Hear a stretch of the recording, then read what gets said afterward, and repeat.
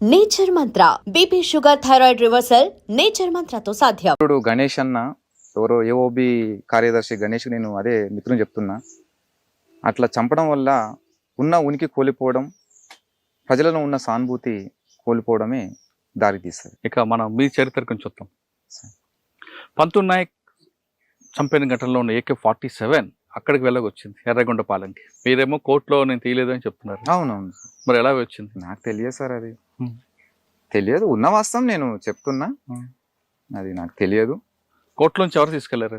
అది ఆరోపణ మాత్రమే నా మీద వచ్చింది, కానీ నేను తీసిన అనే విషయం అయితే అది తప్పు. అది నేను తీయలేదు, నాకు సంబంధం లేదు. కానీ కోర్టు నుంచి విక్రమ్ అనే వ్యక్తి ఒక చిన్న పిల్లాడిని తీసుకొని రాత్రి టైంలో దొంగతనం చేయించి AK-47 తీసుకొని నల్లమల్ల వెళ్ళి ఆ ప్రాంతంలో ఒక గుట్ట మీద ఉండి అక్కడ చేపల వాళ్ళు ఇచ్చిన అన్నం తింటూ చాలా కాలం ఉన్నారని, అదే సమయంలో బాబురావు అండ్ పార్టీ ఎర్రగొండపాలెంలో కలిసి వాళ్ళతో కలిసి ఉండి AK-47 వాళ్ళకిచ్చి వాళ్ళ ద్వారా SLR తీసుకొని ఆ సమాచారాన్ని మీకున్న ఒక పోలీస్ ఆఫీసర్కి ఇవ్వడం, ఆయన ఆదేశాల మేరకే మీరు ఆ నలుగురిని చంపారన్నది. అట్లాంటిది ఏం లేదు సార్. ఎంత ఏంటంటే కట్టు కథలు ఇవన్నీ. ఒక్క విషయం చెప్తా, ఇవన్నీ కూడా సార్ ఇగో జనాలు కూడా చెడుని ఎక్కువ ప్రచారం చేస్తారు కానీ మంచిది ఎక్కువ ప్రచారం చేయరు. ఈ చెప్పిన సీక్వెన్స్ కరెక్టా కాదా? మీరు చెప్పింది ఇక్కడ జరిగిన ప్రచారం అది అంతే, కానీ నాకు జరిగింది అయితే కాదు, నేను చేయలేదు, నాకు సంబంధం లేదు. సరే, మీరు ఎలా వెళ్ళారు అక్కడి వరకు? నేను ఇక్కడ నాకు ప్రొటెక్షన్ లేదు, ఏ అధికారి నాకు సహకరించట్లేదు, కనీసం బతకడానికి కూడా ఆధారం లేని పరిస్థితి నాది. కాబట్టి కనీసం కేసుని కూడా వాదించుకునేంత స్తోమత కూడా నాకు లేదు. ఇక ఆ టైంలో నేనేం చేసిన, ఇక ఈ సమాజంలో మనం బతికే కన్నా విప్లవోద్యమం పోయి పోరాడి చనిపోతే బెస్ట్ అనుకొని పోయినాను, వెళ్ళిపోయారు. కానీ మీరు ఒకరోజు ఉదయం మీ గ్రామంలో వ్యవసాయం చేసుకున్న సమయంలో మీకోసం హోంగార్డ్ వచ్చారు, ఒక SI పంపించారు రమ్మన్నారని. హోంగార్డ్ చూసిన వెంటనే మీరు అదే రోడ్లో అడవిలోకి పారిపోయి హోంగార్డ్ అయితే నేను ఊర్లో వ్యవసాయం చేసుకుంటానే నేను ఊర్లో ఉన్న టైంలో వచ్చారు. అక్కడ నుంచి మీరు అడవిలోకి పారిపోయి వెళ్ళిపోయారు. అయితే నేనేం అప్పుడేం పారిపోలేదు, నేను ఇంటి దగ్గర ఉన్నా. ఇద్దరు హోంగార్డ్స్ వచ్చారు, వాళ్ళంతా మాజీలే. వచ్చి మా భార్య సాయంత్రం 4 o'clock ఇల్లు ఊకుతుంది. నేను అప్పుడు పొలం దగ్గర ఉన్నా, ట్రాక్టర్తోని అక్కడ పొలం దున్నించుకుంటా ఉన్నా. మా భార్యని అడిగిపోయారు వాళ్ళంతే. అడిగిపోయిన తర్వాత లేడు, పొలంకి పోయిండు అని చెప్పారు. నేను సరే, వాళ్ళు కూడా వెళ్ళిపోయారు. వెళ్ళిపోయిన తర్వాత మళ్ళీ ఇంటికి వచ్చినాక ఇట్లా చెప్పారు అనమాట, వచ్చిర్రు ఇట్లా అడిగిరు అని చెప్తే, సరేలే ఇప్పుడు అప్పుడప్పుడు వస్తుంటారు కదా, వచ్చినప్పుడు కలవడానికి వచ్చిరేమో అనుకున్నా. అయితే మళ్ళీ 1 గంట తర్వాత రమేష్ కోత్వాల్ అనే CI అమరాబాద్, అతను జీప్ తీసుకొని ఫస్ట్ మా గ్రామానికి ఎంటర్ అయ్యిండు. ఎవరైతే హోంగార్డు మా ఇంటికి వచ్చిపోయారో అతను నాకు కాల్ చేసిండు, తమ్ముడు నేను CI సార్ మిమ్మల్ని కలవడానికి వస్తున్నాడు, ఊరు బయటికి రండి, నేను బైక్ మీద వస్తున్నా అని చెప్పిండు. అంటే నాతోనేం పని సార్, కానీ అంటే ఎప్పుడు కూడా నేను ఎప్పుడు కలవలేదు, మాట్లాడలేదు. నాతోనేం పని అన్నా, ఏదో పని ఉంది మాట్లాడటానికి రమ్మంటున్నాను. 7 అవుతుంది టైం. ఈ టైంలో నాకెందుకు, నన్నెందుకు కలుస్తాడని చెప్పేసి నేను కొంచెం భయపడ్డ తర్వాత నేనేం చేసినంటే, ఎంతకైనా మంచిది కొంచెం పక్క ఉంటే బాగా అని చెప్పేసి నా మొబైల్ స్విచ్ ఆఫ్ చేసి నేను పక్కకి వెళ్ళిపోయాను. ఆయన వచ్చిండు, ఒక అర్ధగంట సేపు ఉన్నాడు. అప్పటికి నేను వేరే ఆఫీసర్కి ఫోన్ చేసిన. ఫోన్ చేసి, సార్ ఇట్లా నా కోసం CI సారు కలవమంటున్నాడు, బయట ఉన్నాడు, మరి ఏమన్నా నా మీద ఏమైనా కేసులు ఏమన్నా మళ్ళీ ఏమన్నా బనాయిస్తారా ఏం సార్, మరి నేను బతకాలా వద్దా అని చెప్పి అన్న. ఏదైనా ఉంటే రేపు పొద్దుగాల వస్తా సార్, మీరు చెప్పండి సార్ CI సార్కు, వస్తే రేపు పొద్దున పోయి కలుస్తా అని చెప్పిన. సరే అమ్మ నేను చెప్తానని చెప్పేసి మరి ఏం చెప్పాడు చెప్పిండు. ఆ తర్వాత కొంతమంది రాజకీయ నాయకులు కూడా ఫోన్ చేస్తే, ఏం కాదు రేపు పొద్దుగానే పోదాంలే, ఎందుకు భయపడతావు, నువ్వు చేసిన తప్పేముంది, బయటకు వచ్చి హ్యాపీగా వస్తున్నావు కదా అని చెప్పేస్తే సరే అని చెప్పేసి ఉన్నా. అయితే మా CI ఏం చేసాడు, మళ్ళీ ఫోన్ ఆన్ చేస్తే మా ఊళ్ళో ఉంటాడు ఒక అడ్వకేటు, బావ అవుతాడు. అతను ఏం చెప్పినంటే, మమ్మరిది ఇట్లా సారు మా ఇంటి దగ్గర కూర్చున్నాడు, వచ్చే ఇంటికి చాలాసేపు అయింది వెయిట్ చేస్తున్నాడు. అంటే చూడండి బాబా, సార్తో నాకు ఆయనకేం పని లేదు, నాకు ఆయనతో ఏం అవసరం లేదు, నాకు నేను ఏదంటే పై ఆఫీసర్లతో మాట్లాడుకుంటా, ఆయన ఎందుకు వచ్చిండు నాకు సమాధానం చెప్పమని చెప్పిన. కలవటానికి వచ్చిండంట. కలవటానికి వస్తే మరి PSకి రమ్మంటాడు, నాకోసం డైరెక్ట్ ఇక్కడ ఎందుకు వస్తాడు? ఎందుకంటే అప్పటికి నేను జైల్లో ఉండొచ్చినా, అప్పుడప్పుడే నాకు జైలు అనుభవం తెలుసు కాబట్టి, ఇవన్నీ పోలీసులు ఆడే అన్నీ నాకు తెలుసు కాబట్టి కొంచెం నేను భయపడి లేదు బాబా ఏం లేదు, ఏమో రేపు పొద్దుగాల కలుస్తాం ఇంకా వెళ్ళిపోమని చెప్తే సరేనా 8 గంటలకు అని మా ఇంటికి వచ్చిండు. రేపు పొద్దుగాల రాకపోతే స్పెషల్ పార్టీ తీసుకొని వస్తా అని చెప్పేసి వెళ్ళిపోయింది. తర్వాత ఇక వేరే వాళ్ళు చెప్పారు అనమాట, ఏదో మొత్తం మీద అయితే నీకు ప్రమాదం ఉన్నది అని చెప్తే ఇక మళ్ళీ పోయి జైల్లో పడేస్తే నన్ను ఇంకా ఎవరు తీస్తారు బయటికి, ఇక ఎట్లా ఇక్కడే కేసు సమస్య ఉంది, అక్కడే మళ్ళీ జైల్లో ఉండి వచ్చిన అప్పటికి 2 సంవత్సరాలు, ఇంటికాడ పరిస్థితి ఏందో ఇట్లా అప్పటికి బాబు పుట్టిండు, ఇక నాకు ఇక డిప్రెషన్కి పోయినా ఇక అని చెప్పేసి ఇక మళ్ళీ ఈ మార్గం కరెక్ట్ కాదు, ఇక ఆ మార్గం పోతే మా సరే ఇక్కడ చనిపోయే కన్నా పోయి ప్రజల కోసం త్యాగం చేస్తానన్న ప్రజల పేరు ఉంటుంది కదా అని చెప్పేసి మళ్ళీ ఉద్యోగంకి వెళ్ళిపోయాను. అక్కడ వెళ్ళాక బాబురావు వాళ్ళందరూ కనబడ్డారు, కానీ అక్కడ మీరు ఆయుధాలు ఎక్స్చేంజ్ చేసుకున్నారు కదా, మీ ఆయుధాలు ఎక్స్చేంజ్ అనేది ఏముండదు సార్. ఇప్పుడు నా స్థాయి కమాండర్ స్థాయి, నాకు నేను క్యారీ చేసిన కూడా దళంలో SLR, కానీ నా స్థాయిని బట్టి ఆయన ఇప్పుడు నేను అరెస్ట్ అయి ఉన్నా కాబట్టి ఆయన కొన్ని రోజులు అబ్జర్వేషన్లో పెట్టి నాకు SLR ఇచ్చిండు ఆయన. అది కూడా వేరే దగ్గర డంప్ ఉంటే తీసుకొచ్చి నాకు ఇచ్చిండు. ఓకే, ఆ ఎన్కౌంటర్ ఎలా జరిగిందంటారు బాబురావు గారికి? సార్ 100% అది ఇన్ఫార్మర్ తోటి ఎన్కౌంటర్ జరిగింది. ఆ ఇన్ఫార్మర్ మీరే అడిగారు? తప్పు సార్, అది అన్ని ఫాల్స్ ఎలిగేషన్స్ చెప్తున్నా కదా నేను సార్ ఒక విషయం చెప్తా, నేను పార్టీకి ద్రోహం చేయాలంటే పెద్ద పెద్ద నాయకులని పట్టించటం నేను ఇప్పుడు అంటే ఈ సెకండ్ టైం కాదు, ఫస్ట్ టైంలోనే ఒక జిల్లా స్థాయి నుంచి ఒక రాష్ట్ర స్థాయి నుంచి కేంద్ర కమిటీ స్థాయి అంటే రాష్ట్ర స్థాయి వరకు నేను నష్టం చేసేటోని. ఎందుకంటే దళం సాంబశివుడు ఒక దగ్గర ఉంటే ఎవరిని బట్టి ఆయన పంపడు, నమ్మకస్తుని పంపిస్తాడు. పోవాలి పార్టీ అంటే 3-4 రోజులు పోయేది మైదాన ప్రాంతంలో పోయి పార్టీ పని చేసుకొని మళ్ళీ అక్కడ దళం కాడికి వచ్చేది.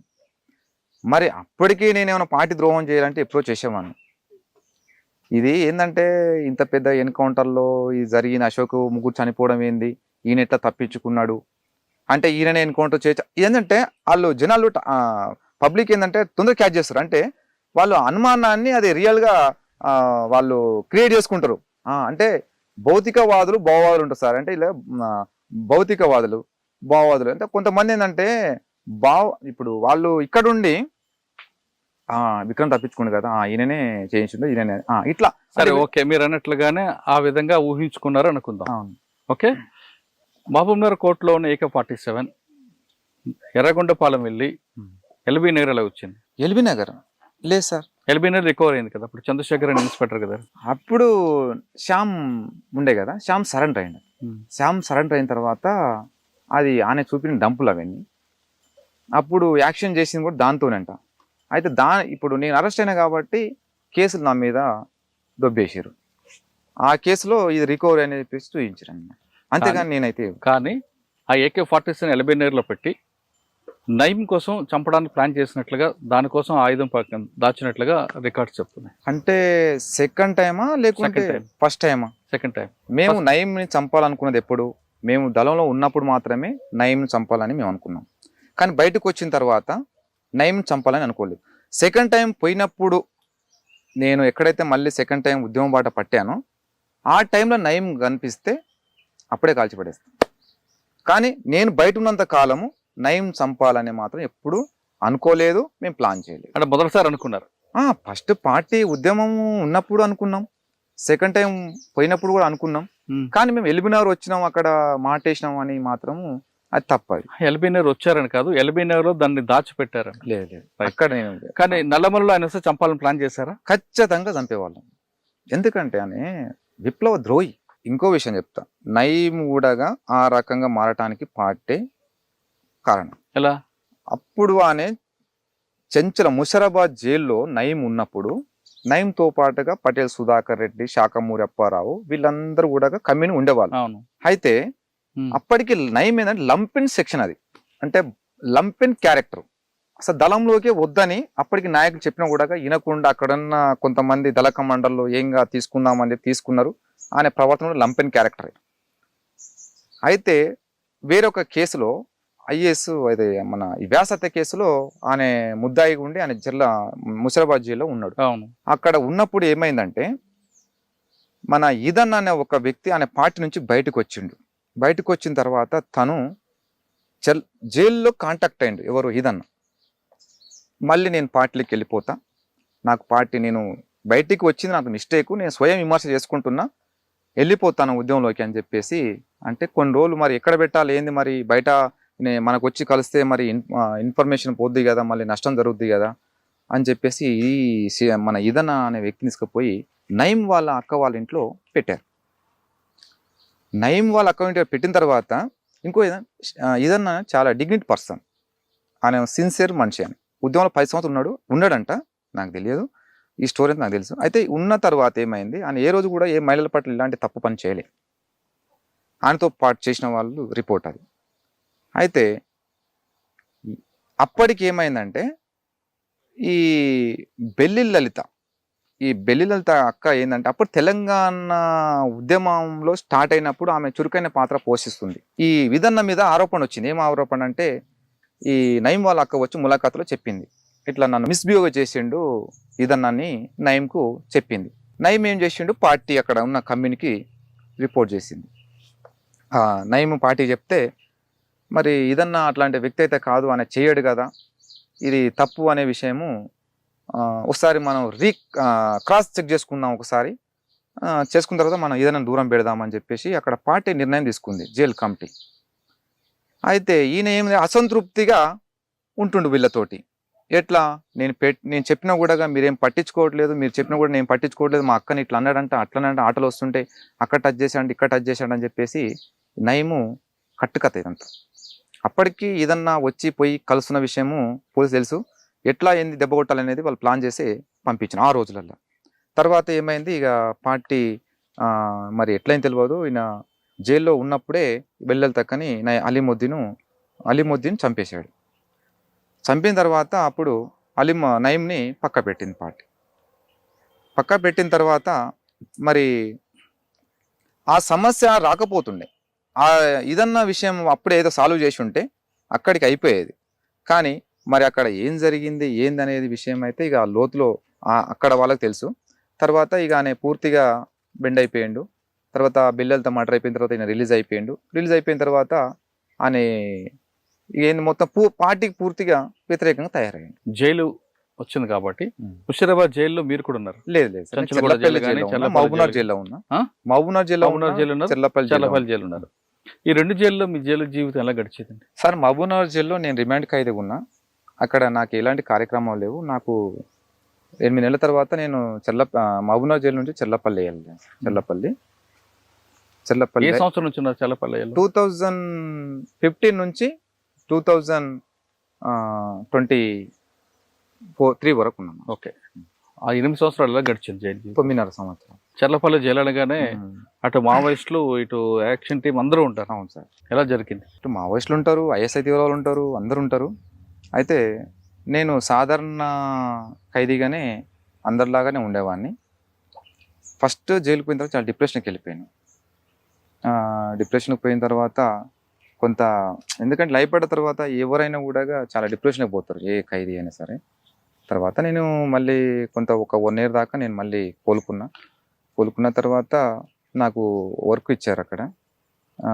నాకు నచ్చిన వర్క్ ఇస్తే ఆ వర్క్ చేసుకుంటా నేను జైలు జీవితం గడిపిన. అంటే ఒకప్పుడు చెర్లపల్లి జైలు అనగానే సెల్ ఫోన్లు, గాంజా ఇవన్నీ లోపలికి వచ్చేవి. ఎవరికైనా బయట మర్డర్ చేయాలంటే ఒక లోపల కాన్స్పిరసీ అంటే ఒక మీటింగ్ పెట్టుకుని చేసేవారు అనేది బయట స్టోరీలు వచ్చేవి. అదేవిధంగా సిబిఐ కూడా ఛార్జ్ షీట్ వేసాను పరిటాల రవి మర్డర్ కేసు. అవునవును సార్. తర్వాత మార్పు వచ్చింది జైల్లో. అప్పటికి ఇప్పటికి జైలు చాలా మారిపోయింది సార్. అంటే మీరు పరిటాల రవి అన్నని చంపటానికి ప్లాన్ చేసి కూడా చెర్లపల్లి జైలు నుంచి జరిగింది. అది వాస్తవం. అది కానీ అప్పుడున్న రోజులు ఇప్పుడు చెర్లపల్లి జైల్లో కానీ ఇక్కడ మన తెలంగాణ ఏ జైల్లో లేవు. ఫోన్లు అనేది అప్పటికి 2015 వరకే లాస్ట్. మొబైల్స్ 14 వరకు లాస్ట్. ఇప్పుడు ఫోన్లు కాదు, కనీసం ఒక అగ్గిపుల్ల రావాలంటే కూడా రాదు జైలు. లోపటే ఫోన్ ఉంది కదా, మాట్లాడుకోవచ్చు కదా. అంటే 2 times మన గవర్నమెంట్ అది లీగల్ ఫోన్ సౌకర్యము. వారానికి 2 సార్లు ఫోన్ సౌకర్యం ఉంటుంది. అట్లా మాట్లాడుకోవచ్చు. ఏదైనా అదన ఫోన్ కాల్స్ కావాలంటే అక్కడ సూపరింటెండెంట్ పర్మిషన్ ఉంటే ఇంకో కాల్ కూడా చేసుకోవచ్చు. అంటే ఒకప్పుడు జైల్లో భోజనం బాగోదు అని ఒక వార్త ఉండేది, ఇప్పుడు బాగుందా? ఎవరైతే జైళ్ల శాఖ డీజీ వికే సింగ్ వచ్చిన తర్వాత జైలు మొత్తం తెలంగాణ జైలు రూపురేఖలు మొత్తం మారిపోయినాయి.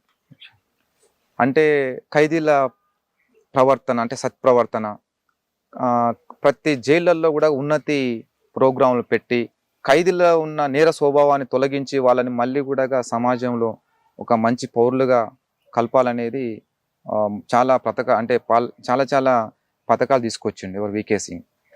ఖైదీలకు స్పోర్ట్స్ అంటే ఆటల ప్రోగ్రాం పెట్టడం, అక్కడ అంటే కొన్ని జిల్లా జైలు సెంట్రల్ జైళ్ళలో అన్ని జైళ్ళలో వచ్చి ఖైదీలు అక్కడ ఆటల ప్రోగ్రాంలో పెట్టడం జరిగింది.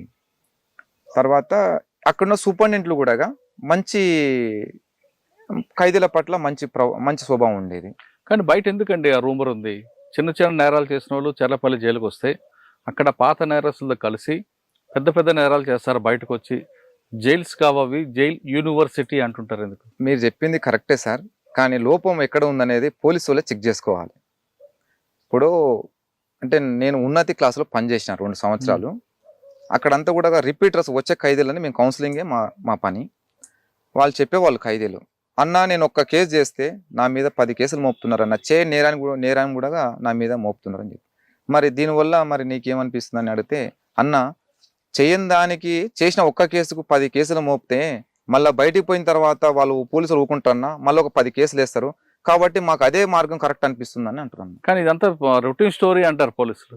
లేదు, క్రిమినల్ చెప్పే మాట ఇది లేదు. ఒక సిఐ డైరెక్ట్గా అన్నాడు, కుషాయిగూడ సిఐ అనుకుంటా, అదే ఉన్నతి క్లాస్ మీటింగ్లో వచ్చిండు ఒకసారి. ఖైదీల కోసం ఒక ప్రోగ్రాం పెడితే అక్కడ అందుబాటులో ఉన్న సిఐ వచ్చి అడిగినాం మేము, సార్ మీరు ఒక్క కేసు పెడితే మీరు 10 కేసులు ఎందుకు వేస్తారు సార్ అంటే, ఆ ఒక్క కేసు ఎవరు చేయమన్నారు అంటే, ఒక్క కేసు సార్ చేశాడు సార్, ఏదో కొన్ని ఆర్థిక అసమానతల వల్లనో లేకపోతే కొన్ని అనివార్య కారణాల వల్లనో చేయొచ్చు నేరం, కానీ పుట్టుకతోనే నేరస్తుడిది కాదు సార్. కానీ చేసిన వ్యక్తిని ఇంకా మీరు నేరస్తుని ఎందుకు మారుస్తున్నారు అంటే, ఒక చిన్న తప్పు చేస్తే అతను పెద్ద తప్పు చేయమని వీళ్ళే గైడ్ లైన్స్ ఇచ్చినట్టుగా అవుతుంది అక్కడ. అంటే ఏమంటారు అవకైతే ఎందుకు చేయమన్నారు, అవునబ్బా 10 కేసులు పెడితే ఎక్కువ కాలం జైల్లో ఉంటాడు కాబట్టి అని మార్పు వస్తుంది. మార్పు కాదు వచ్చేది అక్కడ, ఆనే స్టూడెంట్కి వచ్చి టీచర్గా పోతాడు బయటికి.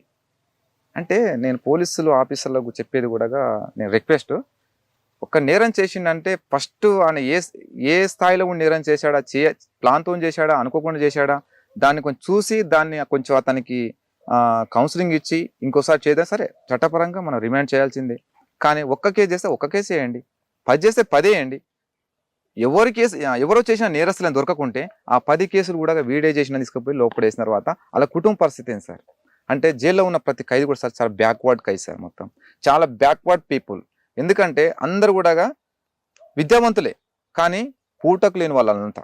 ఒక మర్డర్ చేసిన వాళ్ళే, పెద్ద పెద్ద నేరస్తులు ఎవ్వరు రారు సార్ జైలుకు, చేసినా కూడా వాళ్ళు జైలుకి రారు, బయటనే వచ్చేది ఎవరు, ఆ రోజు రాదు కూలి చేసుకునేటోళ్ళు, కనీసం ఊళ్ళో ఇంటి రూమ్ కిరాయి కట్టలేని వాడు, కనీసం తల్లిదండ్రుల పూటకు గడపని వాళ్ళు మాత్రమే జైలుకి వస్తూ ఉంటారు. నేను చాలా మందిని ఖైదీలను చూసి నేను చాలా బాధపడ్డాను సార్ నేను. కానీ ఎవరు కూడా జైలుకి వచ్చిన వాళ్ళందరూ కూడా నేరస్తులు అయితే కాదు, అందులో నేరం చేసిన వాళ్ళు ఉంటారు, చేయని వాళ్ళు కూడా ఉంటారు. చెర్లపల్లి జైల్లో మీరు ఉన్నతి కార్యక్రమం చేశారు? చేశాను. అక్కడ బీనా మేడం ఉంటారు? అవును ఉంటారు. ఆవిడ ఎలా కౌన్సిలింగ్ చేస్తారు సార్? బీనా మేడం, ఆమెకు చాలా థ్యాంక్స్ ఆ మేడంకు. తను రిటైర్మెంట్ అయిపోయిన తర్వాత కూడా ఆమె ఇంకొక 2 మహిళల్ని తీసుకుని వచ్చేది. సరే ఆమె స్వార్థం కోసం అయితే కాదని నేను అనుకుంటున్నా, అది ఆమె ఒకటే చెప్పేది, మీరు చేసిన నేరాన్ని మళ్ళీ బయటికి వెళ్ళిన తర్వాత ఆ నేరం చేయకుండా మీ కుటుంబ సభ్యులతోటి హ్యాపీ గడవడమే నా గోల్. అయితే ఆమె కూడా మార్చాలని అంటే ఆమె మనకు కావాలి గైడ్లైన్స్ ఇస్తుంది అంతే. ఆమె ఓన్లీ రిసర్చ్ అంటే ఖైదీల స్వభావం ఎట్లా ఉంది, వాళ్ళ మెంటల్గా ఎట్లా ఉంటారు, వాళ్ళని ఏంటంటే వాళ్ళకి కొన్ని సెషన్స్ పెట్టి మనలో కొంచెం మైండ్ని కొంచెం చేంజ్ చేయడం కోసం చాలా ప్రయత్నం చేసింది. చాలామంది కూడా ఆమె వల్ల మారి కూడా బయటికి వెళ్ళిన తర్వాత వాళ్ళకు ఉపాధి కూడా దొరికేటట్టు కూడా ఆమె చేసింది. అది కూడా జైళ్ళ శాఖ నుంచి ఒక టీ అది పెట్టుకోవడం, టీ డబ్బా పెట్టుకోవడం కానీ, పెట్రోల్ బంక్లో ఉద్యోగాలు అక్కడ ఇవ్వడం కానీ ఆమె చేసింది. ఆవిడ చేసే మంచి పని కాదనట్లేదు, వికే సింగ్ గారు చేసిన కార్యక్రమాన్ని ఎవరు తప్పట్లేదు. కానీ ఇప్పుడు మీకు ఎగ్జాంపుల్ బాలలింగం, అవును మీకు ఎదురై ఉంటాడు, ఎదురైనా చూసిన నేను. బయటకు వచ్చాడు, ఆయన కోసం పెట్రోల్ పంప్ లో ఒక జాబ్ ఇచ్చారు వికే సింగ్ గారు. అక్కడ ఉన్నప్పుడు కూడా ఆయన మారాను నాకు అని చెప్తున్న వ్యక్తి తిరిగి మళ్ళీ అదే బాట పెట్టి మళ్ళీ జైలుకి వెళ్ళాడు. మనం ఏ విధంగా అర్థం చేసుకోవాలి సార్? నేను జైల్లో ఉన్నప్పుడే ఒక క్రైమ్ డిపార్ట్మెంట్ వచ్చి సీసీ కెమెరాలో ఒక ఫుటేజ్ చూపించారు. ఇతను తెలుసా అంటే, అరే ఇతను మన దగ్గర ఉంటాడు కదా, ఇక్కడ పెట్రోల్ బంక్లో పనిచేస్తారని చెప్పినాం. అది దొంగతనం చేసిన విషయం నాకు తెలియదు, పెట్రోల్ బంక్లో చేసిన విషయం నాకు తెలుసు. సరే ఇప్పుడు ఆయన మారినని చెప్పుకున్నాడు, బయటకు పోయి పెట్రోల్ బంక్లో ఉన్నాడు, మళ్ళీ దొంగతనాలు చేసిండంటే సరే చేయొచ్చు, చేయలేదని అనలేము. ఎందుకంటే ఇప్పుడున్న సమాజంలో యువత లగ్జరీకి అలవాటు పడిపోయింది. తాగుడు, మంచి కార్లు కావాలని, బంగ్లాలు కావాలని, అలాంటి కల్చర్కి అలవాటు అయిపోయిన తర్వాత వీడేమో ఎందుకంటే ఇంకా చాలా కింద ఉన్నాడు కదా, మరి నేను అట్లా ఎదగాలి కాబట్టి మరి ఏం చేయాలి, మరి ఇంట్లో కుటుంబాన్ని పోషించలేకపోతున్నా, నా తల్లిదండ్రులు పోషించలేకపోతున్నా, వచ్చిన పెట్రోల్ బంక్లో చేసిన 10,000తో నేను ఏం సంపాదించాలా అంటే అతనికి నేను అనుకుంటున్నా అతనికి ఏమైంది అంటే, ఈ 10,000తోటి నేను నా కుటుంబం పోషించలేను, నా భార్య పిల్లల్ని పోషించలేను, నేను బతకలేను, కాబట్టి నాకు దొంగతనమే మార్గం అనుకొని చేసి ఉంటాడు. లోపలికి వచ్చి మాట్లాడాడు ఎప్పుడైనా మీతో? వచ్చాడు. అంటే రిలీజ్ అయినాక ఒకసారి ఉన్నతిలో ప్రోగ్రామ్కు రమ్మంటే వచ్చి చెప్పాడు, నేను మారిపోయినా మంచిగున్నా అని చెప్పిండు. కానీ మంచిదే, సంతోషం కదా, ఇక బయటికి వెళ్ళిన తర్వాత మారి పెళ్లి చేసుకున్నాడంట, సంతోషం అనుకున్నాం. కానీ ఒక పెట్రోల్ బంక్లో పనిచేస్తే 10,000తో ఎవరు బతకలేరు ఇప్పుడు. అంటే ఫస్ట్ అతనికి లైఫ్ సెటిల్ కావాలంటే ప్రభుత్వం, అంటే ఇలాంటి నేరస్తులని ప్రభుత్వం ఆదుకోవాలి. అంటే వాళ్ళకున్న ఆర్థిక స్తోమతను బట్టి భూమి ఇవ్వడమా, లేకుంటే ఇంకా పెద్ద కంపెనీలు ఏమైనా పెట్టడమా, అట్లా చేస్తే వాళ్ళు నేరం వైపు వెళ్ళి. ఒక మనిషి బతకాలంటే 5,000 రూపాయల నుంచి కూడా బతకచ్చు, 5 లక్షలు కూడా బతకచ్చు, సరిపోదు అనుకుంటే. 10,000 రూపాయలు ఉద్యోగం సంపాదించిన వ్యక్తికి బతకాలనుకుంటే తప్పు చేయకుండా బతకొచ్చు. కానీ నేను విలాసాలకు వెళ్ళాలనుకుంటే 10,000 కాదు కదా, 10 లక్షలు కూడా సరిపో. మరి అటువంటి మనస్తత్వం ఉన్న బాల్యంగాన్ని మార్చడానికి ఏమైనా మీరు ఉన్నత కార్యక్రమాలు చేశారా సార్? అంటే బాల్యంగం అని కాదు, సాధారణంగా ఇటువంటి మీకు చాలా మంది ఎదురై ఉంటారు. చాలా మంది ఎదురయ్యారు. మేము ఒకటే, ఉన్నతి అంటే పరివర్తన.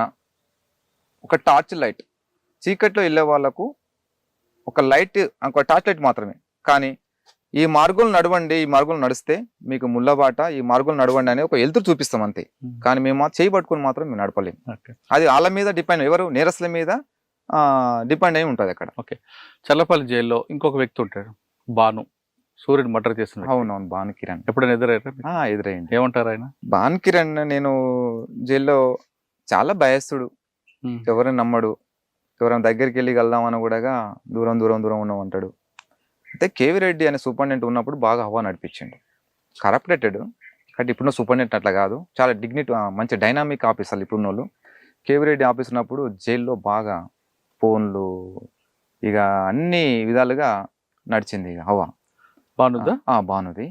ఇక భాను అంటే మేము ఎప్పుడైనా ఒకసారి మాట్లాడేది, చాలా భయస్తుడు. ఇంకోటి ఏంటంటే ఎవరిని ఎక్కువ కలవడు, ఎవరైనా కలవాలని పోతే కూడా దగ్గర రానిడు. అంటే ఎవరైనా ఏమైనా చంపుతారేమో, నన్ను ఏమైనా చేస్తారేమో అనేది ఒక భయం ఉండేది. అంటే ఎప్పుడైనా అడిగారా సూర్యుని ఎందుకు చంపాల్సి వచ్చిందని? సూర్యుని అన్న అని పిలిచే వ్యక్తి ఎందుకు ఆయన చంపావని? అంటే ఆయన చెప్పిన విషయం అయితే కాదు, అక్కడ ఉన్న అధికారులు అనుకోకుంటే ఇన్న విషయం. అది ఏంటంటే సూర్య బయటకు వచ్చిన తర్వాత, సూర్య జైల్లో ఉన్నప్పుడు సూర్యుని అడ్డం పెట్టుకొని కొన్ని వందల భూములు, కోట్ల రూపాయలు సంపాదించింది ఎవరు? భాను కిరణ్. అయితే మరి సూర్య బయటకు వచ్చింది కదా, బయటకు వచ్చిన తర్వాత మరి నా పేరు మీద సంపాదించిన ఆస్తులు మొత్తం ఎక్కడ ఉన్నామో చెప్పేసి ఈయన ఎంక్వైరీ చేస్తున్నాడు. ఇక ఇట్లయితే నాకే ప్రమాదం అని చెప్పేసి చంపేసిండు అనే విషయం తెలుసు. సరే, చంపారే అనుకుందాం. చంపి ఏం సాధించాడు? జైల్లో ఉన్నాడు కదా, ఏం సంపాదించాడు? ఇక వాళ్ళు ఏంటంటే అన్ని 100 కోట్లు సూర్య పేరు మీద బెదిరించి సంపాదించుకున్న ప్రాపర్టీ. అవును, ఎంజాయ్ చేయడానికే కదా. ఎంజాయ్ చేయడం. ఇప్పుడు ఆయన దాదాపు 10 సంవత్సరాల నుంచి జైల్లో ఉన్నాడు. ఏం సంపాదించిన, ఎందుకు ఈ సంపాదన, ఎందుకు ఎవరి కోసం కష్టపడ్డాడు? వాళ్ళ అమ్మగారి పరిస్థితి కూడా చాలా దారుణంగా ఉంటుంది. ఏంటి అంటే ఆ క్షణికావేశం తీసుకున్న నిర్ణయమా, లేదు భయపడి తీసుకున్న నిర్ణయమా? భయపడి తీసుకున్న నిర్ణయం కాదు, కుట్రతోటే అతన్ని చంపేస్తే మళ్ళీ పైకి ఎదగవచ్చు. ఎందుకంటే ఆయన అనుకున్న లక్ష్యం సాధించలేదు కదా. అంటే ఆయన ఏమనుకున్నాడంటే, ప్రభుత్వాలు అంతా నా చేతిలో ఉన్నాయి, డబ్బు పెట్టి ఏమైనా కొనొచ్చు, అట్లా అనుకొని చేసిండు. కానీ అప్పుడున్న ప్రభుత్వాలు ఇప్పుడు లేవు. ఇప్పుడు న్యాయ వ్యవస్థలు కూడా చాలా మంచి నిర్ణయాలు తీసుకుంటున్నాయి, న్యాయం వైపే వాళ్ళు కూడా తీర్పులు చెప్తున్నారు. కానీ ఈయన చేసింది నేరం కాబట్టి ఆయన లోపడేసి. ఓకే, భాను విషయం పక్కన పెడతాం. గణేష్ అన్న బాగుంటు సుబ్బరామరెడ్డి కేసులో ఉన్నాడు. అవును, ఆయన ఇప్పుడు మాట్లాడారు మీరు? మీరు మాట్లాడేది రోజు కలుస్తా ఆయనతో, ఆయన ఎలా రోజు ఉంటారు? ఆయనతో పాటు నేను కూడా సంవత్సరం దాకా ఉన్న జైల్లో. ఉమ్. మంచి హెల్పింగ్ నేచర్ సార్ గణేష్ అన్న, నిస్వార్థపరుడు, కల్మషం లేని మనిషి. తను ప్రతి ఖైదీ కూడా వచ్చిన ఖైదీలకు మంచి వాళ్ళని ధైర్యంగా వాళ్ళకు ధైర్యం చెప్పడం, వాళ్ళకు మంచి అంటే వ్యక్తిగతంగా కానీ చాలా మంచిగా ఉంటాడు గణేష్. ఇంకా మీకు చాలా మంది ఖైదీలు చూస్తుంటారు కదా, మీకు బాగా నచ్చిన వ్యక్తి చెప్పండి ఒకటి ఖైదీలనా? ఖైదీలలో. సార్ నా ఖైదీలంతా నా సోదరులే, Hmm. కానీ నేను ఆఫీసర్లు అంటే చెప్తా కానీ ఖైదీలు అంటే అందరూ, ఎందుకంటే అంటే చిన్న చిన్న నేరాలు కూడా చేసి వస్తుంటారు కదా, ఆ అవును. విధంగా వచ్చి బాధపడే వాళ్ళు ఎవరైనా కనబడ్డారు మీకు? చాలా మంది సార్. ఒకరు నేను చెప్పండి. అంటే ఒక్కరంటే నేను అంత గుర్తుపట్టాను కానీ నేను ఫోన్ సెక్షన్లో చేసిన. నేను అయితే నేను ఫస్ట్ ములాఖాత్ సెక్షన్ కూడా చేసిన. ములాఖాత్ సెక్షన్ అంటే ఒక జైలరు ఇన్ఛార్జ్ లేకుండా కూడా నేనే నడిపించేది. ఉమ్. అది కూడా నా మీద నమ్మకంతో పెట్టారు. అది ములాఖాతులు ఇవ్వడానికి డబ్బులు తీసుకుంటారని ఉండదు కదా? ఉన్నాయి కానీ అవన్నీ ఏంటంటే అంటే ఇన్నర్ ములాఖాతులు వస్తుందా, అవుటర్ ములాఖాతు డబ్బులు వస్తాయా?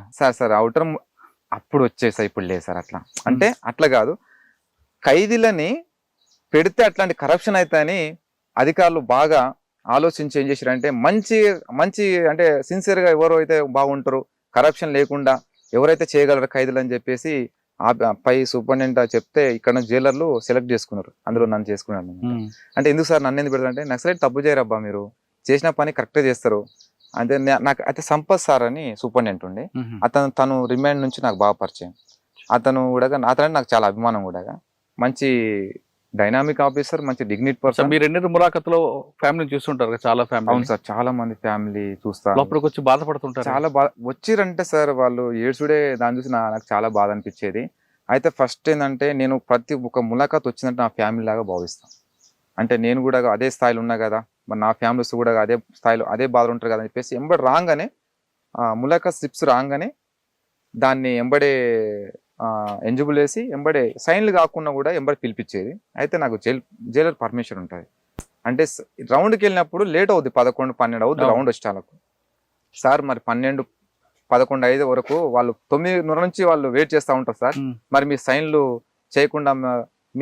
చేయకుండా మేము ములాఖాతులు ఇస్తే అట్లా ఇవ్వద్దు అంటారు. ఎందుకంటే ఆ పర్మిషన్ మాకు లేదు కదా సార్, ఎందుకంటే మేము ఖైదీలము, మీరు చెప్పిన పని మేము చేయడం మా బాధ్యత. మరి మీరు లేకుండా అయితే ములాఖాతులు ఇవ్వద్దు కదా సార్. మీరు రౌండ్కి వెళ్ళి వచ్చేటాలకు 11 అవుతుంది, మరి 9:30కి వాళ్ళ ఫ్యామిలీస్ వస్తున్నారు, మరి వాళ్ళు ఇబ్బంది పడుతుంది సార్ అంటే, సరే సూపరింటెండెంట్ సార్ పర్మిషన్ ఉంటుంది ఏదైనా చేయాలంటే, పై అధికారి సరే ఎలిజిబుల్ ఉంటే ఇచ్చేయమని వచ్చిన సైన్ చేయొచ్చు దాన్ని ఏముంది అని చెప్తే 9:30కే వాళ్ళని ఎంబడే పిలిపించి, అంటే నా నుంచి నేను వాళ్ళ ఖైదీలకు హెల్ప్ చేశాను. అలా ఆ విధంగా చూసిన కేసులు ఏమైనా గుర్తుందా? బాగా ఏడ్చుకొని తెలిసి తెలియక నేరం చేసి కుటుంబాన్ని చూడగానే ఒక్క అతను బాగా నాకు గుర్తుంది సార్ అని, గడ్డం మురళీమోహన్ అని పీడీ యాక్ట్ వేసారని. ఇక్కడ అనేది సికింద్రాబాద్ అనుకుంటా. వాళ్ళ భార్య వాళ్ళ అమ్మ వచ్చినప్పుడు వాళ్ళ భార్య పాపం పిల్లలు తీసుకొచ్చి రోజు ఏడవడం స్టార్ట్. అంటే పీడీ యాక్ట్ వేసిన వాళ్ళకు 15 డేస్కు 2 ములాఖాతులు, డ్యూటీ వాళ్ళకైతే వారానికి 2. మరి 15 రోజుల్లో మరి ఈయనకు వేరే వాళ్ళు కూడా ములాఖాత్ వచ్చేది. 2 అయిపోయినా కూడా మరి ఇంకో ములాఖాత్, థర్డ్ ములాఖాత్ ఇవ్వాలంటే ఓన్లీ సూపరింటెండెంట్కే పవర్ ఉంటుంది. ఇక ఆ టైంలో ఏంటంటే కొంత నేరస్తులను బట్టి కూడా వాళ్ళు ఎక్స్ట్రా ములాఖాతులు ఇస్తారు. అట్లా నేను ఆ ఫ్యామిలీ వచ్చినప్పుడు నేను చాలా బాధపడ్డా. అంటే ఎందుకు మంచి ఎడ్యుకేటెడ్, ఎందుకు అసలు దొంగతనాలు చేయాల్సిన అవసరం, బైకులు దొంగతనాలు వచ్చిండని ఎందుకు చేయాల్సిన అవసరం ఏముంది, మంచిగా ఏదైనా జాబ్ చేసుకుని బయట ఉండొచ్చు కదా. వాళ్ళ భార్య వచ్చి ఇంకోటి ఎక్స్ట్రా ములాఖాత్ ఇవ్వకుంటే ఆమె, అన్న మీకు దండం పెడతా, మీ కాలు ముక్తా, ఒక్కసారి పిలిపేయండి అన్న, ఒక్కసారి పిలిచి ఒక్క విషయం చెప్పొద్దన్నా, నేను పీడీ యాక్ట్ ఈరోజు బోర్డు మీటింగ్ ఉందన్న అంటే, ఇప్పుడు నేను ఆఫీసర్లు ఏమంటారు, అది ఎక్స్ట్రా ములాఖాత్ నేను ఇవ్వలేను, జైలర్ని సూపరింటెండెంట్ సార్ లేడు, ఇవ్వలేడు, వాట్సాప్ పెట్టాను, వాళ్ళు ఇంకా ఆర్డర్ రాలేదు, ఆర్డర్ వస్తే ఇద్దామంటాడు.